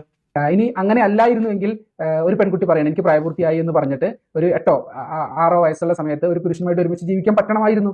പക്ഷേ ആ പെൺകുട്ടിക്ക് പ്രായപൂർത്തിയായോ വിവാഹത്തിനുള്ള പക്വതയായോ എന്ന് തീരുമാനിക്കാൻ മാതാപിതാക്കളെ ചുമതലപ്പെടുത്തി. വിവാഹം പിതാവിന്റെ അല്ലെങ്കിൽ പെൺകുട്ടിയുടെ രക്ഷിതാവിന്റെ കരങ്ങളിലൂടെയാണ് വരനെ ചാർത്തി കൊടുക്കുന്നത്. ഇതേ ഉദാഹരണം ഒന്ന് തിരിച്ചു പറഞ്ഞു നോക്കുക. 5 വയസ്സ് അല്ലെങ്കിൽ 6 വയസ്സുള്ള ഒരു പെൺകുട്ടീനെ കണ്ടിട്ട് വാപ്പാക്ക് തോന്നി പ്രായപൂർത്തിയായിന്ന്. ഉമ്മാക്ക് വലിയ പ്രസക്തി ഒന്നുമില്ല, വെറുതെ ഉമ്മ വാപ്പ എന്ന് വെറുതെ പറയാം. ഉമ്മാക്ക് പെൺകുട്ടിയുടെ കല്യാണം നടത്തി കൊടുക്കാനോ ഒന്നും അധികാരമില്ല. കാരണം വാപ്പാന്റെ മകളാണ്, വാപ്പയാണ് അധികാരി, വാപ്പ അല്ലെങ്കിൽ വല്യപ്പ. ഈ സ്ത്രീക്കും ആ സ്ത്രീയുടെ ഉമ്മാക്കും പ്രത്യേകിച്ച് ഇസ്ലാമിലെ വിവാഹത്തിൽ യാതൊരു റോളും ഇല്ല. ഒരു സ്ത്രീ അവരുടെ വിവാഹമോ മറ്റൊരു സ്ത്രീയുടെ വിവാഹമോ ചെയ്തു കൊടുത്താൽ അവർ വേശ്യകളാണെന്നാണ്. അത്രയും രീതിയിൽ അവരെ അപമാനിക്കുന്ന തരത്തിലാണ് അതിനെ കാണുന്നത്. ഞാൻ പറഞ്ഞു വന്നത്, 5 വയസ്സുള്ള ഒരു കുട്ടീനെ കണ്ടപ്പോൾ വാപ്പാക്ക് തോന്നി കുട്ടിക്ക് പക്വതയായി കെട്ടിച്ചു കൊടുക്കാമെന്ന്. അപ്പോഴാണ് വാപ്പാന്റെ കൂട്ടുകാരനായിട്ടുള്ള ഒരു 60 വയസ്സുകാരൻ ചോദിക്കുന്നത്, എന്റെ മകളെ കല്യാണം കഴിച്ചാൽ കൊള്ളാമെന്നുണ്ട്, ഞാൻ ഇപ്പൊ 2-3 ദിവസമായി അവളെ കിനാവ് കാണുന്നു എന്ന് പറഞ്ഞാൽ ഈ വാപ്പ ആലോചിക്കാണ് ഈ 6 വയസ്സുള്ള 5 വയസ്സുള്ള കുട്ടീനെ കൂട്ടുകാരന് കെട്ടിച്ചു കൊടുക്കാം എന്ന് തീരുമാനിച്ചാൽ അത് ജായിസാണ്, അനുവദനീയമാണ്. ഈ നിയമത്തെയൊക്കെ ഇന്നും ഇങ്ങനെയൊക്കെ ന്യായീകരിക്കേണ്ടി വരുന്നത് കഷ്ടം എന്നല്ലാതെ ഒന്നും പറയാനില്ല. അതുമൂലം ഒരു പെൺകുട്ടി വിവാഹത്തിന് പക്വതയായി എന്ന് ഏറ്റവും കൂടുതൽ തോന്നാൻ അർഹതയുള്ളത് മാതാപിതാക്കൾക്കാണ്, അല്ലെ? വിവാഹത്തിന് പ്രായം മാനദണ്ഡമല്ല. എന്നാൽ ഒരുമിച്ച് ജീവിക്കാൻ ആരംഭിക്കുന്നതിന്റെ മുമ്പ് പെൺകുട്ടി പ്രായപൂർത്തിയായിരിക്കണം. കാരണം എന്ന് എവിടെ ഉണ്ട്? ഒരുമിച്ച് ജീവിക്കാൻ തുടങ്ങുന്നതിന് മുൻപ് പെൺകുട്ടിക്ക് പ്രായപൂർത്തിയായിരിക്കണം എന്ന നിയമം എവിടെയുണ്ട്? അദ്ദേഹം പറയണം. പ്രായപൂർത്തി മാത്രമാണ് നമുക്ക് അളക്കാൻ പറ്റുന്ന ഒരു മെഷർ, അല്ലാതെ പക്വത നമുക്ക് അളക്കാൻ കഴിയില്ല. അത് അനുഭവിക്കാൻ മാത്രം കഴിയുന്ന ഒന്നാണ്. അത് അനുഭവിക്കാൻ കഴിയുന്നത് ആത്യന്തികമായി മാതാപിതാക്കൾക്കുമാണ്. അതുകൊണ്ടാണ് എന്റെ മകൾക്ക് അല്ലെങ്കിൽ മകന് വിവാഹത്തിന് പക്വതയായി എന്ന് മാതാപിതാക്കൾക്ക് തോന്നുന്ന പ്രായത്തിൽ അവരെ വിവാഹം കഴിച്ചു കൊടുക്കണം എന്ന് മാതാപിതാക്കളോട് കൽപ്പിക്കുന്നത്. എങ്ങനെയുണ്ട് ന്യായം? ഞാൻ ഇനി കൂടുതലൊന്നും പറയുന്നില്ല, എന്തായാലും കൊള്ളാം, നല്ല ന്യായമാണ്. മാത്രമല്ല അവരുടെ സമ്മതം ചോദിക്കുമ്പോൾ, കന്യകയാണെങ്കിലാണ് സമ്മതം ചോദിക്കൽ നിർബന്ധമില്ലാത്തത്. പക്ഷെ അവിടെയും സുന്നത്തുണ്ട്. കാരണം എന്തുകൊണ്ട്? ഈ പെൺകുട്ടി ചിലപ്പോൾ സമ്മതം പറയാൻ മടിയായേക്കാം. മാത്രമല്ല ആ പെൺകുട്ടിക്ക് തീരുമാനങ്ങൾ എടുക്കുന്നിടത്ത് ചിലപ്പോൾ പരിചയക്കുറവുണ്ടായേക്കാം. അതെ, ബാക്കിയുള്ളവരൊക്കെ 2-3 കല്യാണത്തിന്റെ പരിചയത്തിലാണ് കല്യാണത്തിന്റെ കാര്യത്തിൽ തീരുമാനം എടുക്കുന്നത്. കന്യകയാണെങ്കിൽ പിന്നെ സമ്മതം ചോദിക്കൊന്നും വേണ്ടെന്നാണ്. സമ്മതം ചോദിച്ചില്ലെങ്കിൽ കുഴപ്പമില്ല. കാരണം എന്താ വെച്ചാൽ ആ കുട്ടിക്ക് അതിനുള്ള പക്വത ആയിട്ടില്ലല്ലോ, ചെറിയ കുട്ടിയല്ലേ. ഇനി ചെറിയ കുട്ടിയും തീരുമാനം എടുക്കാൻ കഴിവില്ലാത്തതും കന്യകത്വം തമ്മിൽ എന്താ ബന്ധം? 18 വയസ്സായി കന്യകയാണ്, 19 വയസ്സായി കന്യകയാണ്, 25 വയസ്സായി കന്യകയാണ്. വാപ്പാക്ക് ബോധിച്ച ഒരു പുതിയാപ്പിള്ളിനെ കൊണ്ട് കെട്ടിക്കുന്നതിൽ ഈ കന്യകത്വം മാത്രമല്ലേ തടസ്സമുള്ളൂ? കന്യകയാണെങ്കിൽ 25 വയസ്സായ സ്ത്രീ ആണെങ്കിലും വാപ്പാക്ക് ബോധിച്ചവന് കല്യാണം കഴിപ്പിച്ചു കൊടുക്കാം. സമ്മതം ചോദിക്കുന്നതിൽ തെറ്റൊന്നുമില്ല, ചോദിച്ചില്ലേലും കുഴപ്പമൊന്നുമില്ല. ഇനി അടുത്ത ഭാഗം കൂടി ന്യായങ്ങൾ കേട്ടോളി. ഈ കന്യകത്വവും ഈ സ്ത്രീകളുടെ തീരുമാനവും പരിചയവും പക്വതയും തമ്മിൽ എന്ത് ബന്ധം? എനിക്ക് മനസ്സിലായിട്ടില്ല. അത് ഇദ്ദേഹം പറയുന്നതിന്റെ അബദ്ധം മനസ്സിലാവണമെങ്കിൽ അദ്ദേഹം പറയുന്ന അടുത്ത ഉദാഹരണം കൂടി കേൾക്കാം. നമുക്ക് നമ്മുടെ കുട്ടി ഏത് കോഴ്സ് പഠിക്കണം, നമ്മുടെ കുട്ടിയോട് ചോദിക്കും, മോൾക്ക് ഏതാണ് താല്പര്യം? എനിക്ക് മെഡിസിനും താല്പര്യമുണ്ട്, അതുപോലെ എനിക്ക് ഫാർമസിയും താല്പര്യമുണ്ട് എന്ന് പറഞ്ഞാൽ, അപ്പോൾ രക്ഷിതാവ് ആലോചിച്ച് ഏതാണ് നല്ലത്, എൻ്റെ കുട്ടിക്ക് എത്രത്തോളം പഠിക്കാൻ കഴിവുണ്ട് എന്നൊക്കെ മനസ്സിലാക്കി, അത് മനസ്സിലാക്കാൻ ഏറ്റവും കഴിവുള്ളത് രക്ഷിതാവിന് അധ്യാപകർക്കാണല്ലോ. അപ്പോൾ അവരൊക്കെ കൂടി ആലോചിച്ച് കുട്ടിയെ ഫാർമസിക്ക് കൊണ്ട് ചേർക്കുന്നത് സത്യത്തിൽ എങ്ങനെയാണ് നമുക്കൊക്കെ ന്യായീകരിക്കാൻ പറ്റുന്നത്? അതുപോലെ തന്നെ ഒരു പെൺകുട്ടിക്ക് അവളുടെ വിവാഹത്തെക്കുറിച്ച് തീരുമാനമെടുക്കാനുള്ള പക്വതയായിട്ടില്ലെങ്കിൽ, മീൻസ് പരിചയമില്ലെങ്കിൽ, ആ തീരുമാനമെടുക്കാൻ അവളെ സഹായിക്കേണ്ടത് അവൾക്ക് ഏറ്റവും നല്ല ദാമ്പത്യം ഉണ്ടാകണമെന്ന് ഏറ്റവും കൂടുതൽ ആഗ്രഹിക്കുന്ന രക്ഷിതാക്കളാണല്ലോ. മക്കൾക്ക് ഏറ്റവും കൂടുതൽ നന്മ വരണമെന്ന് ആഗ്രഹിക്കുന്ന രക്ഷിതാക്കളാണ്. അതുകൊണ്ടാണ് ആ ചുമതല രക്ഷിതാക്കളെ ഏൽപ്പിക്കുന്നത്. എന്ത് പോഴത്താണ് ഈ പറയുന്നത്? കല്യാണം കഴിക്കുമ്പോൾ വരനെ തെരഞ്ഞെടുക്കാനുള്ള പക്വതയും പാകതയും ആവാത്ത കുട്ടീനെ കല്യാണം കഴിപ്പിച്ചിട്ട് എങ്ങനെയാണ് ആ കുട്ടി കുടുംബജീവിതം മുന്നോട്ട് കൊണ്ടുപോവുക? ഭർത്താവിനെ തെരഞ്ഞെടുക്കാനുള്ള ബോധം പോലും ഇല്ലാത്ത കുട്ടി എങ്ങനെയാ കുടുംബജീവിതത്തിൽ മുന്നോട്ട് പോവുക? കാരണം എന്താ? ഇസ്ലാമിലെ കുടുംബജീവിതം എന്ന് പറഞ്ഞാൽ അത്രയൊക്കെ മതി. ഭർത്താവ് എന്താണോ പറയുന്നത് അത് അതുപോലെ അനുസരിക്കുക എന്നത് മാത്രമാണ് ഇസ്ലാമിക കുടുംബജീവിതത്തിൽ ഭാര്യയുടെ കടമ. അല്ലെങ്കിൽ നിങ്ങൾ ഈ ആലോചിച്ച് നോക്കൂ, ഈ പക്വതയുടെ കണക്ക് വെച്ചിട്ട് കുടുംബജീവിതം സ്ത്രീ പുരുഷന്മാർക്ക് തുല്യമായ അന്തസ്സും അവകാശങ്ങളും ഉള്ള ഒരു ഒരേപോലെ പരസ്പരം രണ്ട് വ്യക്തികളായി പരിഗണിച്ച് പാർട്ട്ണർമാരായിട്ട് ജീവിക്കുന്ന ഒരു സിസ്റ്റമാണ് എങ്കിൽ, വരനെ തെരഞ്ഞെടുക്കുന്ന കാര്യത്തിൽ പോലും തീരുമാനമെടുക്കാൻ കഴിയാത്ത പ്രായത്തിൽ, പക്വതയില്ലാത്ത പ്രായത്തിൽ ഒരു കുട്ടിയെ ഭർത്താവിനൊപ്പം വിവാഹം കഴിപ്പിച്ച് അയച്ചു കൊടുത്താൽ ആ കുട്ടി എങ്ങനെയാ കുടുംബജീവിതം മുന്നോട്ട് കൊണ്ടുപോവുക? അതിന് ആ കുട്ടിക്ക് എന്ത് പക്വത ഉണ്ടാവുക? അതിന് കാരണം ഇതാണ്. സ്ത്രീയുടെ ഉത്തരവാദിത്തം എന്നാൽ പുരുഷന്റെ സുഖാസ്വാദനത്തിന് സൗകര്യം ചെയ്തു കൊടുക്കലും പുരുഷനെ അനുസരിക്കലും മാത്രമാണ്. അതിനിപ്പോ വലിയ പക്വതയൊന്നും വേണ്ടല്ലോ എന്നാണ്. ശാരീരികാവസ്ഥ ശരീരത്തിന് വളർച്ച എത്തിയിട്ടുണ്ടോ എന്ന് വാപ്പാക്കും മാക്കും തോന്നിയാൽ മതി. ഹെജ്ജാതി ന്യായീകരണം അല്ലേ? ഇനി ഒരിക്കൽ വിവാഹം കഴിച്ച ആളാണെങ്കിൽ, കന്യകയല്ലാത്തൊരു സ്ത്രീയാണെങ്കിൽ, ഒരു വിധവയാണെങ്കിൽ അവരുടെ അനുവാദം വാങ്ങൽ നിർബന്ധമാണ്. കാരണം അവർക്ക് വൈവാഹിക ജീവിതത്തെക്കുറിച്ച് അറിയാം, അനുഭവ സമ്പത്തുണ്ട്, അവരുടെ കാര്യത്തിൽ തീരുമാനമെടുക്കാനുള്ള പക്വതയും പരിചയ സമ്പത്തും അവർക്കുണ്ട്. അതുകൊണ്ട് തന്നെ അവർക്ക് തന്റെ വിവാഹ കാര്യത്തിൽ തീരുമാനമെടുക്കാൻ ഉള്ള എന്താ പറയാ അവകാശം അവർക്ക് തന്നെയാണ്. രക്ഷിതാക്കൾ അവരോട് ചോദിക്കൽ നിർബന്ധവുമാണ്. എന്താ കഥ? നേരത്തെ കന്യാകത്വവും ഇതും തമ്മിൽ എന്താ ബന്ധം എന്ന് ചോദിച്ചാൽ അതേപോലെ തന്നെയാണ്. കന്യാകത്വം നഷ്ടപ്പെടുമ്പോൾ ഈ കുട്ടിക്ക് ബോധം വരും എന്ന് പറയുന്നത് എവിടുന്നാണ്? 28 വയസ്സായ കന്യകയുടെ കഥ ഞാൻ പറഞ്ഞു. 5 വയസ്സുള്ള അല്ലെങ്കിൽ 6 വയസ്സുള്ള 7 വയസ്സിൽ ഭർത്താവ് മരിച്ച അല്ലെങ്കിൽ വിവാഹമോചനം ചെയ്ത ഒരു സ്ത്രീ ഉണ്ടെങ്കിൽ, ഒരു പെൺകുട്ടി ഉണ്ടെങ്കിൽ ആ പെൺകുട്ടിക്ക് സമ്മതം ചോദിക്കണം. അപ്പൊ ഈ ടെക്നിക്കൽ ഫോർമാലിറ്റികൾ ഒക്കെ ബന്ധപ്പെട്ട് കിടക്കുന്നത് ലൈംഗികാവയവുമായി ബന്ധപ്പെട്ടിട്ടാണ്. ഒരു പെൺകുട്ടിയുടെ സമ്മതം, വാക്കാലുള്ള നിർബന്ധമായ വ്യക്തമായ സമ്മതം വേണോ വേണ്ടേ തീരുമാനിക്കുന്നത് ഈ പെൺകുട്ടി കന്യകയാണോ അല്ലേ നോക്കിയിട്ടാണെന്ന്. ഇതിന് ഗൗരവം മനസ്സിലായോ? എന്ത് വൃത്തികേടാണ് എഴുതി വെച്ചിരിക്കുന്നത്? അതോ കുട്ടിയുടെ കന്യാചർമ്മം നീങ്ങുന്നതോടുകൂടി വാപ്പാക്ക് കുട്ടിയുടെ മേലുള്ള ഉത്തരവാദിത്തം മാറിയോ? മറ്റൊന്ന്, ഇസ്ലാമിക രാജ്യത്ത് മുസ്ലിങ്ങൾക്ക് വോട്ടവകാശമില്ല, തെരഞ്ഞെടുപ്പിൽ മത്സരിക്കാൻ പാടില്ല. ഒന്നാമത്തെ കാര്യം, ഇസ്ലാമിന്റെ നിയമപ്രകാരം തിരഞ്ഞെടുപ്പ്, വോട്ടിംഗ് എന്നതൊന്നും ഇസ്ലാമിക ശരീരത്തിലുള്ള കാര്യമല്ല. അത് നമുക്ക് ജനാധിപത്യം പറയുന്ന സമയത്ത് വിശദമായിട്ട് പറയാം. അതിന് ഞങ്ങൾ ഒപ്പാണ്, നിങ്ങളെ കൂടെയാണ്, നിങ്ങൾ പറയണതാണ് ഇത് ശരി. ഇസ്ലാമില് സ്ത്രീകൾക്ക്, അന്യ മതത്തിലുള്ള ആളുകൾക്ക് തെരഞ്ഞെടുപ്പിൽ മത്സരിക്കാൻ അവകാശമില്ല, വോട്ടെടുപ്പിന് അവകാശമില്ല എന്നൊക്കെ പറയണത് ഇസ്ലാമിനെ കുറിച്ച് എന്തെങ്കിലും ABCD അറിയണം പറയില്ല. കാരണം ഇസ്ലാമിൽ ജനാധിപത്യം തന്നെ ഇല്ല. തെരഞ്ഞെടുപ്പ് ഉണ്ടോ? അന്ന് ഇസ്ലാമിനെ ആലോചിക്കാൻ പോലും പറ്റാത്ത കാര്യം. ഇസ്ലാമിൽ ഇല്ലാത്തൊരു കാര്യത്തിൽ അമുസ്ലിങ്ങൾക്ക് കൂടി അവകാശം വേണമെന്നൊക്കെ പറയുന്നത് വല്ലാത്തൊരു കടുങ്കയ്യാണ് അല്ലേ? അത് നിങ്ങൾ പറഞ്ഞത് ശരിയാ. പകരം ഇസ്ലാമിൽ എന്താ ഉള്ളത്? ഇസ്ലാമിൽ മരിക്കാൻ കിടക്കുന്ന രാജാവ് തീരുമാനിക്കും, ഒരു ടീമിനെ, ഒരു 6-7 ആളുള്ള ടീമിനെ തീരുമാനിക്കും. നിങ്ങൾ ഒരാളെ തീരുമാനിച്ചോളിയും, ഇദ്ദേഹത്തിന് വേണമെങ്കിൽ ഒരാളെ ശുപാർശ ചെയ്യുകയും ചെയ്യാം. എന്നിട്ട് അവൻ അരമനയിൽ ഇരുന്ന് തീരുമാനിക്കും. അയാളാണ് ഇസ്ലാമിന്റെ ഖലീഫ. എന്നിട്ട് അയാൾ തീരുമാനിക്കുക ആരൊക്കെ അവിടേക്ക് ഗവർണർ എന്ന്. സാധാരണ പാവപ്പെട്ട മനുഷ്യന്മാർക്ക്, മുസ്ലിങ്ങളായ സാധാരണ മനുഷ്യന്മാർക്ക് പോലും ഇതിനകത്തൊന്നും റോളും ഇല്ല. അപ്പോഴാണ് അമുസ്ലിങ്ങൾക്ക് വോട്ടവകാശം. നല്ല കഥ. ഇസ്ലാമിൽ ഭൂരിപക്ഷം ആളുകൾ ചേർന്ന് ബൈഅത്ത് ചെയ്യുന്ന ആള് ഖലീഫ. ആ ഖലീഫ മറ്റുള്ളവരുടെ അടുത്ത് മുഷാവറ ചെയ്ത് അവരുമായിട്ട് കൂടി ആലോചിച്ച് ഓരോ ഗവർണർമാരെ നിശ്ചയിക്കുന്നു, സേനാധിപന്മാരെ നിശ്ചയിക്കുന്നു. ഇതാണ് ഇസ്ലാമിന്റെ ഒരവസ്ഥ. ഈ അവസ്ഥ മനസ്സിലാവണമെങ്കിൽ മുഹമ്മദ് നബി മരിച്ചിട്ട് എങ്ങനെ ഖലീഫനെ തെരഞ്ഞെടുത്ത് നോക്കിയാൽ മതി. അപ്പൊ മുഹമ്മദ് നബിയുടെ മൃതശരീരം എവിടെ കിടക്കായിരുന്നു? മുഹമ്മദിന്റെ മകളും മരുവനും എന്ത് ചെയ്യായിരുന്നു? അതേപോലെ തന്നെ ബാക്കി അബൂബക്കറും ഉമറും ഒക്കെ വേറെ എവിടെയായിരുന്നു? ഇവരെങ്ങനെയാണ് അടുത്ത ഖലീഫയെ തെരഞ്ഞെടുത്തതെന്ന് ആലോചിച്ചാൽ കിട്ടുന്ന ഉത്തരവുള്ളൂ ഇസ്ലാമിലെ ജനാധിപത്യം. മുഹമ്മദ് നബിയുടെ മകളും മരുമകനും ജീവിച്ചിരിക്കെ മുഹമ്മദ് നബി മരിച്ചിട്ട് അവിടെ അടുത്ത അധികാരി ആരായിരിക്കണം എന്ന കാര്യത്തിൽ അഭിപ്രായം പറയാനുള്ള അവകാശം മുഹമ്മദ് നബിന്റെ മക്കൾക്കോ മരുമക്കൾക്കോ കിട്ടാത്ത കാലത്താണ് അങ്ങനത്തെ ഒരു ഇസ്ലാമിനെ കുറിച്ചാണ് ഇങ്ങനത്തെ ആരോപണമൊക്കെ ആളുകൾ ഉന്നയിക്കുന്നത്. കൊടുമൈ സാർ, ഇങ്ങനെയൊന്നും പറയാൻ പാടില്ല. അമുസ്ലിങ്ങൾക്ക് വോട്ടവകാശം വേണം പോലും. എന്നാൽ ഇന്ന് ഇസ്ലാമിക രാജ്യത്ത് നിലനിൽക്കുന്നത് ഈ അവസ്ഥയല്ല, മറിച്ച് രാജഭരണമാണ് ഒരുപാട് സ്ഥലത്ത്. കുടുംബവാഴ്ചയാണ്. ഇസ്ലാം കുടുംബവാഴ്ചയ്ക്കെതിരാണ്, അത് നമുക്ക് വിശദമായിട്ട് പറയാം. അപ്പൊ രാജഭരണമാണ് ഒരു സ്ഥലത്ത് നിലനിൽക്കുന്നത്. അവിടെ ഒരിക്കലും തെരഞ്ഞെടുപ്പ് നടക്കില്ല. അതെ, അതാണ് ഇസ്ലാമിൽ തെരഞ്ഞെടുപ്പ് നടക്കാൻ പോകുന്നില്ല. പിന്നെ എന്തിനാണ് നിങ്ങൾ ഇസ്ലാമിൽ മുസ്ലിങ്ങൾക്ക് ഉണ്ടോന്ന്? അപ്പൊ ഇസ്ലാമികമായ രാഷ്ട്രങ്ങൾ ഔദ്യോഗികമായിട്ട് ഇസ്ലാമിനെ ഗവൺമെന്റിന്റെ രാജ്യത്തിന്റെ ഔദ്യോഗിക മതമായി അംഗീകരിച്ചിട്ടുള്ള ഏതെങ്കിലും രാഷ്ട്രങ്ങളിൽ തെരഞ്ഞെടുപ്പ് നടക്കുന്നുണ്ടെങ്കിൽ അതിന്റെ അർത്ഥം എന്താ? രാഷ്ട്രീയ കാര്യങ്ങളിൽ അവർ ഇസ്ലാമികേതരമായ ഒരു സങ്കേതത്തെ പുൽകിയിരിക്കുന്നു എന്ന് മാത്രമാണ്. അങ്ങനത്തെ സ്ഥലത്ത് ഒരു പക്ഷേ എന്ത് സംഭവിക്കും? ആ മുസ്ലിങ്ങൾക്ക് വോട്ടവകാശം ഉണ്ടായേക്കാം. ഇദ്ദേഹം ബംഗ്ലാദേശിന്റെയും ജോർദാന്റെയും ഉദാഹരണം പറയുന്നത് നമുക്കൊന്ന് കേൾക്കാം. ഇനി രണ്ട്, തെരഞ്ഞെടുപ്പ് നടക്കുന്ന ജോർദാൻ പോലുള്ള പ്രവിശ്യകളിൽ ക്രൈസ്തവർക്ക് മാത്രം റിസർവ്ഡ് ആയിട്ടുള്ള സീറ്റുകളുണ്ട്. എന്തിന്? ബംഗ്ലാദേശിൽ 9.4% അവിടുത്തെ നോൺ മുസ്ലിം പോപ്പുലേഷൻ. അവർക്ക് ആകെ 350 സീറ്റുള്ള പാർലമെന്റിൽ 25 സീറ്റ് അവർക്കാണുള്ളത്. 25 പേരാണ് അത്തരം വിഭാഗങ്ങളിൽപ്പെട്ട പ്രതിനിധികളുള്ളത്. ജോർദാനും ബംഗ്ലാദേശും ഒക്കെയാണ് ഇദ്ദേഹത്തിന്റെ ഉദാഹരണം. ഒന്ന്, ജോർദാനിലൊന്നും ഈ പറയപ്പെടുന്ന മതസ്വാതന്ത്ര്യ കാര്യങ്ങളൊന്നുമില്ല. അത് നമ്മൾ വിശദമായിട്ട് നാളെ പറയും. നാളെ മീൻസ് ഇതിന്റെ അടുത്ത ഭാഗത്ത് പറയുന്നുണ്ട്. മാത്രമല്ല, അവിടുത്തെ പ്രധാനപ്പെട്ട ഇതിലിരിക്കേണ്ടത്, രാജാവിന്റെ പദവിയിൽ ഇരിക്കേണ്ടത് എപ്പോഴും ഒരു മുസ്ലിം ആയിരിക്കണം. പിന്നെ മുസ്ലിങ്ങളല്ലാത്ത വിഭാഗങ്ങളുടെ പ്രതിനിധികളെ അവിടെ പരിഗണിക്കുന്നുണ്ട്. കാരണം അവിടെ ഒരു ജനാധിപത്യത്തിന്റെ ഫോർമാറ്റ് ഉണ്ട് എന്നതുകൊണ്ടാണ്, ഒരു പാർലമെന്റ് ഫോർമാറ്റ് ഉള്ളത് കൊണ്ട് അങ്ങനെ ചെയ്യുന്നു എന്നാണ്. ബംഗ്ലാദേശിലും അത് തന്നെയാണ് അവസ്ഥ. ബംഗ്ലാദേശിൽ ഔദ്യോഗികമായിട്ട് ഭരണഘടന സെക്യുലർ ഭരണഘടനയായിട്ടാണ് അറിയപ്പെടുന്നത്. അവിടെ ഗവൺമെന്റിന് ഔദ്യോഗിക മതം ഇല്ല എന്നാണ് ഞാൻ മനസ്സിലാക്കുന്നത്. അതേ സമയത്ത് അവിടെ മുസ്ലിം ഭൂരിപക്ഷ പ്രദേശമാണ് എന്നുള്ളത് കൊണ്ട് അങ്ങനെ വരും. ഈ രണ്ടിടത്തും അമുസ്ലിങ്ങൾക്ക് പ്രാതിനിധ്യമുണ്ട് എന്ന് പറഞ്ഞാൽ അതിന്റെ അർത്ഥം അവിടെ ഇസ്ലാമിക നിയമം അതിൽ നിന്ന് പുറത്തു കടന്നിട്ട് ആ സമൂഹം മുന്നോട്ട് പോകുന്നു എന്ന് മാത്രമാണ്. ജോർദാനിലെ മതസ്വാതന്ത്ര്യമൊക്കെ വേറെ കഥയാണ്. അവിടെ മതസ്വാതന്ത്ര്യം, മതപ്രബോധനം തുടങ്ങിയുള്ള ഒരു സാധനങ്ങൾക്കുള്ള അവകാശമില്ല. അത് വേറെ സംഭവം തന്നെയാണ്, പിന്നീട് പറയാം. കാരണം മതസ്വാതന്ത്ര്യത്തെക്കുറിച്ച് പ്രത്യേകമായിട്ട് നമ്മൾ വീഡിയോ ചെയ്യേണ്ടി വരും. അപ്പൊ ഇസ്ലാമിക രാജ്യത്ത് ഇസ്ലാം പറയുന്ന രീതിയിലുള്ള ഒരു ഭരണക്രമം നിലവിൽ ഇന്ന് എവിടെയും ഇല്ല. നിലവിലുള്ള ഭരണക്രമങ്ങളിൽ തിരഞ്ഞെടുപ്പ് നടക്കുന്ന പ്രധാനപ്പെട്ട രാജ്യങ്ങളിലൊക്കെ മുസ്ലിങ്ങൾക്ക് പ്രാധാന്യമുണ്ട്, പ്രാതിനിധ്യമുണ്ട്. അതെന്തുകൊണ്ടാണെന്ന് വെച്ചാൽ അവർ ആ വിഷയങ്ങളിൽ ഇസ്ലാമിക നിയമങ്ങൾ അംഗീകരിക്കുന്നില്ല, അനുസരിക്കുന്നില്ല എന്നുള്ളത് കൊണ്ടാണ് അവിടെ തെരഞ്ഞെടുപ്പിൽ അമുസ്ലിങ്ങൾക്ക് പ്രാതിനിധ്യം ഉണ്ടാവുന്നതും ഭരണത്തിൽ അമുസ്ലിങ്ങൾക്ക് പങ്കാളിത്തം ഉണ്ടാവുന്നതും. അത് തന്നെ ആ രാജ്യം ഇസ്ലാമികമായ ഭരണമല്ല നടത്തുന്നതിന്റെ ഉദാഹരണമാണ്, തെളിവാണ്. അപ്പൊ ഇതിൽ നിന്നൊക്കെ നമുക്ക് മനസ്സിലാക്കേണ്ടത് എന്താണ്? ഇസ്ലാമിൽ ഈ പറയപ്പെടുന്ന അമുസ്ലിങ്ങൾക്ക് ഈ ഭരണത്തിന്റെയോ ഇതുമായി ബന്ധപ്പെട്ട അധികാരങ്ങളിലോ അർഹതയില്ല, അതിന് അവകാശമില്ല. മതപരമായ ഡിസ്ക്രിമിനേഷൻ രാഷ്ട്രീയ കാര്യങ്ങളിൽ തീർച്ചയായിട്ടും ഉണ്ട്. ഇന്ത്യയിൽ ഏകദേശം 20% മുസ്ലിങ്ങളാണ്. പക്ഷേ ഈ ഇന്ത്യയിൽ 20% മുസ്ലിങ്ങൾ പാർലമെന്റിൽ ഇല്ല.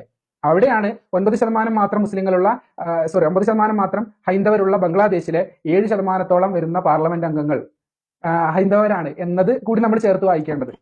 ഇന്ത്യയിലെ ഒരു ഹിന്ദുത്വ രാഷ്ട്രീയത്തിന്റെ പശ്ചാത്തലത്തിൽ ഭരണകക്ഷിയുടെ ഇപ്പോഴുള്ള പാർലമെന്റ് മെമ്പർമാരുടെ ഇടയിൽ മുസ്ലിങ്ങളില്ല എന്നുള്ളത് ഒരു വാസ്തവമാണ്. അതേസമയത്ത് പാർലമെന്റിൽ ആവശ്യത്തിലധികം ഉണ്ട്. പാർലമെന്റിൽ മറ്റൊരു തെരഞ്ഞെടുപ്പിൽ മത്സരിക്കുന്നതിനോ അതിൽ ജയിക്കുന്നതിനോ ഒന്നും ഇവിടെ മതം തടസ്സമല്ല. ഇനി ഭരിക്കുന്ന പാർട്ടിയുടെ പ്രതിനിധികളിൽ മുസ്ലിങ്ങളില്ല എങ്കിൽ അവർ ജനാധിപത്യത്തിൽ മതേതരത്വം എന്ന വാക്കിനെ പരിഗണിക്കുന്നില്ല, അല്ലെങ്കിൽ ജനങ്ങളുടെ പ്രാതിനിധ്യത്തെ അംഗീകരിക്കുന്നില്ല എന്ന് പറഞ്ഞാൽ ഇസ്ലാമിന്റെ മറ്റൊരു സ്വഭാവം അവർ ഹിന്ദുത്വയുടെ രീതിയിൽ പുലർത്താൻ ശ്രമിക്കുന്നു എന്ന് കണ്ടാൽ മതി. അത് ജനാധിപത്യത്തിന്റെ കുഴപ്പമല്ല, അത് ആ പാർട്ടിയുടെ കുഴപ്പമാണ്. അത് ഇന്ത്യൻ ഭരണഘടനയുടെ കുഴപ്പമല്ല, അത് ഭരിക്കുന്ന രാഷ്ട്രീയ പാർട്ടിയുടെ പ്രശ്നമായിട്ട് കാണണം. ബംഗ്ലാദേശിൽ വളരെ കുറച്ച് മാത്രം അമുസ്ലിങ്ങളുള്ളിടത്ത്, അവിടെ മഹാഭൂരിപക്ഷം മുസ്ലിങ്ങളുള്ളിടത്ത് ഭൂരിപക്ഷം മീൻസ് ഇവർക്ക് പ്രാതിനിധ്യം കിട്ടുന്നുണ്ടെങ്കിൽ അത് ഇസ്ലാമിന്റെ മേന്മയല്ല, അത് ആ രാജ്യത്തിന്റെ ഭരണഘടന അത് അനുവദിക്കുന്നു. അതാണെങ്കിലോ ഇസ്ലാമിക വിരുദ്ധമാണ് താനും. ഇങ്ങനെയാണ് ഇതിനെ രണ്ടിനെയും മനസ്സിലാക്കേണ്ടത്. എന്നെ മനസ്സിലാക്കിയ പ്രശ്നം തീരും. അപ്പൊ പ്രശ്നം ഈ മതപരമായ വേർതിരിവ് അത് ആര് കാണിച്ചാലും അത് മനുഷ്യത്വ വിരുദ്ധമാണ്, മാനവികതയ്ക്ക് വിരുദ്ധമാണ്, ജനാധിപത്യ വിരുദ്ധമാണ്. അത് BJP കാണിച്ചാലും ഇസ്ലാം കാണിച്ചാലും. അതാണ് അതിൽ മനസ്സിലാക്കേണ്ടത്. 6ാമത്തെ പോയിന്റ് UDHR പറയുന്നത് വിശ്വാസ സ്വാതന്ത്ര്യം എല്ലാവർക്കും ഉണ്ട്, എന്നാൽ CDHR പ്രകാരം ഇസ്ലാമിക രാജ്യങ്ങളിൽ വിശ്വാസ സ്വാതന്ത്ര്യത്തിന് പരിമിതികളുണ്ട് എന്നതാണ്. ഒന്ന് പരിശോധിച്ച് നോക്കാം. ഇസ്ലാമിക രാജ്യത്ത് എല്ലാ മതക്കാർക്കും വിശ്വാസ സ്വാതന്ത്ര്യവും ആരാധനാ സ്വാതന്ത്ര്യവും പ്രബോധന സ്വാതന്ത്ര്യവും ഉണ്ട്. ഈ പറഞ്ഞ മൂന്നും തെറ്റാണ്. വിശ്വാസ സ്വാതന്ത്ര്യം ഉണ്ട്, കാരണം വിശ്വാസം എന്ന് പറയുന്നത് മനുഷ്യന്റെ മനസ്സിലുള്ളതാണല്ലോ. ആരാധനകൾക്കും പ്രബോധനത്തിനും കടുത്ത നിയന്ത്രണമുണ്ട് എന്ന് മാത്രമല്ല അനുവദിക്കാത്തതാണ് ഇസ്ലാമിക നിയമങ്ങൾ. ഇതുമായി ബന്ധപ്പെട്ട് ഇദ്ദേഹം തെളിവ് വെക്കാൻ പോകുന്നത് ഇനി വേറൊരു സ്ഥലത്തു നിന്നാണ്. അത് അദ്ദേഹം ഒന്ന് ആമുഖം പറയട്ടെ, ബാക്കി നമുക്ക് വിശദമായി ഇതിന്റെ അടുത്ത ഭാഗത്ത് പറയാം. ഈ പ്രബോധന സ്വാതന്ത്ര്യം എന്ന് പറയുന്നത് ആ മതക്കാർക്കിടയിൽ അവരുടെ മതം പ്രചരിപ്പിക്കാനുള്ള സ്വാതന്ത്ര്യമാണ്. സ്വാഭാവികമായും അത് മറ്റുള്ളവർക്ക് എത്തിക്കാനും മറ്റുള്ളവർക്ക് ആ മതത്തെക്കുറിച്ച് പഠിക്കാനും ഒക്കെ സാഹചര്യങ്ങൾ അവിടെ നിലവിൽ സ്വാഭാവികമായിട്ടും ഉണ്ടാകുമല്ലോ. എന്നാൽ മറ്റു മതങ്ങളിലേക്ക് ഇറങ്ങി ഫോഴ്സ്ഡ് കൺവേർഷൻ പോലെയുള്ള മതപരിവർത്തനത്തിന്റെ സാധ്യതകൾ മാത്രമാണ് ഇസ്ലാമിക ലോകത്ത് ഇല്ലാതായി മാറുന്നത്. നല്ല കഷ്ടപ്പെടുന്നുണ്ടല്ലോ. ഇസ്ലാമിക രാഷ്ട്രങ്ങളിലുള്ള മതപ്രബോധനം ഒരു പ്രത്യേകതരം സ്വാതന്ത്ര്യമാണ്. അതായത് മുസ്ലിങ്ങൾക്കിടയിൽ ഇറങ്ങി മതപ്രബോധനം നടത്തുക, അതിനുള്ള സ്വാതന്ത്ര്യമുണ്ട്. കാരണം മുസ്ലിങ്ങൾക്ക് ഇപ്പൊ പള്ളിയിൽ ചെന്നിട്ട് ഇസ്ലാമിലേക്ക് ആളുകളെ ക്ഷണിക്കാം, മദ്രസകളിൽ രാവിലെ പോയിട്ട് കുട്ടികളൊക്കെ ഇസ്ലാമിലേക്ക് ക്ഷണിക്കാം. അതേ സമയത്ത് പബ്ലിക് ആയിട്ട് ഇസ്ലാം അല്ലാത്ത ഒരു മതത്തെക്കുറിച്ച് പ്രബോധനം നടത്താനോ പ്രചരിപ്പിക്കാനോ അവകാശമില്ല. അതൊരു വല്ലാത്ത മതപ്രബോധന സ്വാതന്ത്ര്യമാണല്ലോ സുഹൃത്തെ. ഇത് വെറുതെ പറയുന്നതല്ല. അൽ അഹദത്തുൽ ഉമരിയ എന്ന് ചരിത്രം അതിന്റെ തങ്കലിപികളിൽ രേഖപ്പെടുത്തിയ ഒരു കരാറുണ്ട്. മഹാനായ രണ്ടാം ഖലീഫ ഉമർ റളിയല്ലാഹു അൻഹു ഫലസ്തീനിന്റെ ബൈത്തുൽ മുഖദ്ദസിന്റെ താക്കോൽ അവിടുത്തെ പാത്രിയാർക്കീസുമാർ മഹാന്റെ കൈകളിൽ നൽകുന്ന ആ സമയത്ത് ഈലിയയിലെ ആ ജനങ്ങളോട് ഖലീഫ നടത്തിയ ഒരു കരാറുണ്ട്. അതിന്റെ വചനങ്ങൾ ഇങ്ങനെയാണ്. അത് നമുക്ക് വളരെ വിശദമായിട്ട് ഉമറിന്റെ ഉടമ്പടി വളരെ കൃത്യമായും വ്യക്തമായും പാക്ട് ഓഫ് ഉമറും ഒക്കെ വെച്ച് വളരെ വിശദമായിട്ട് നമുക്ക് ചർച്ച ചെയ്യേണ്ടതുണ്ട്. ഇസ്ലാമിലെ മതസ്വാതന്ത്ര്യം എത്രമേലുണ്ട് എന്നൊക്കെ നമുക്ക് അതിൽ നിന്ന് കുറച്ചുകൂടി വ്യക്തമായിട്ട് മനസ്സിലാകും. അതും അതിനോടനുബന്ധിച്ച് ഇദ്ദേഹം പറയുന്ന വാദങ്ങളും നമുക്ക് ഇതിനെ മറ്റൊരു വീഡിയോയിൽ പരിശോധിക്കാം. അതുവരേക്ക് ഇന്നത്തേക്ക് ഞാൻ നിർത്താം.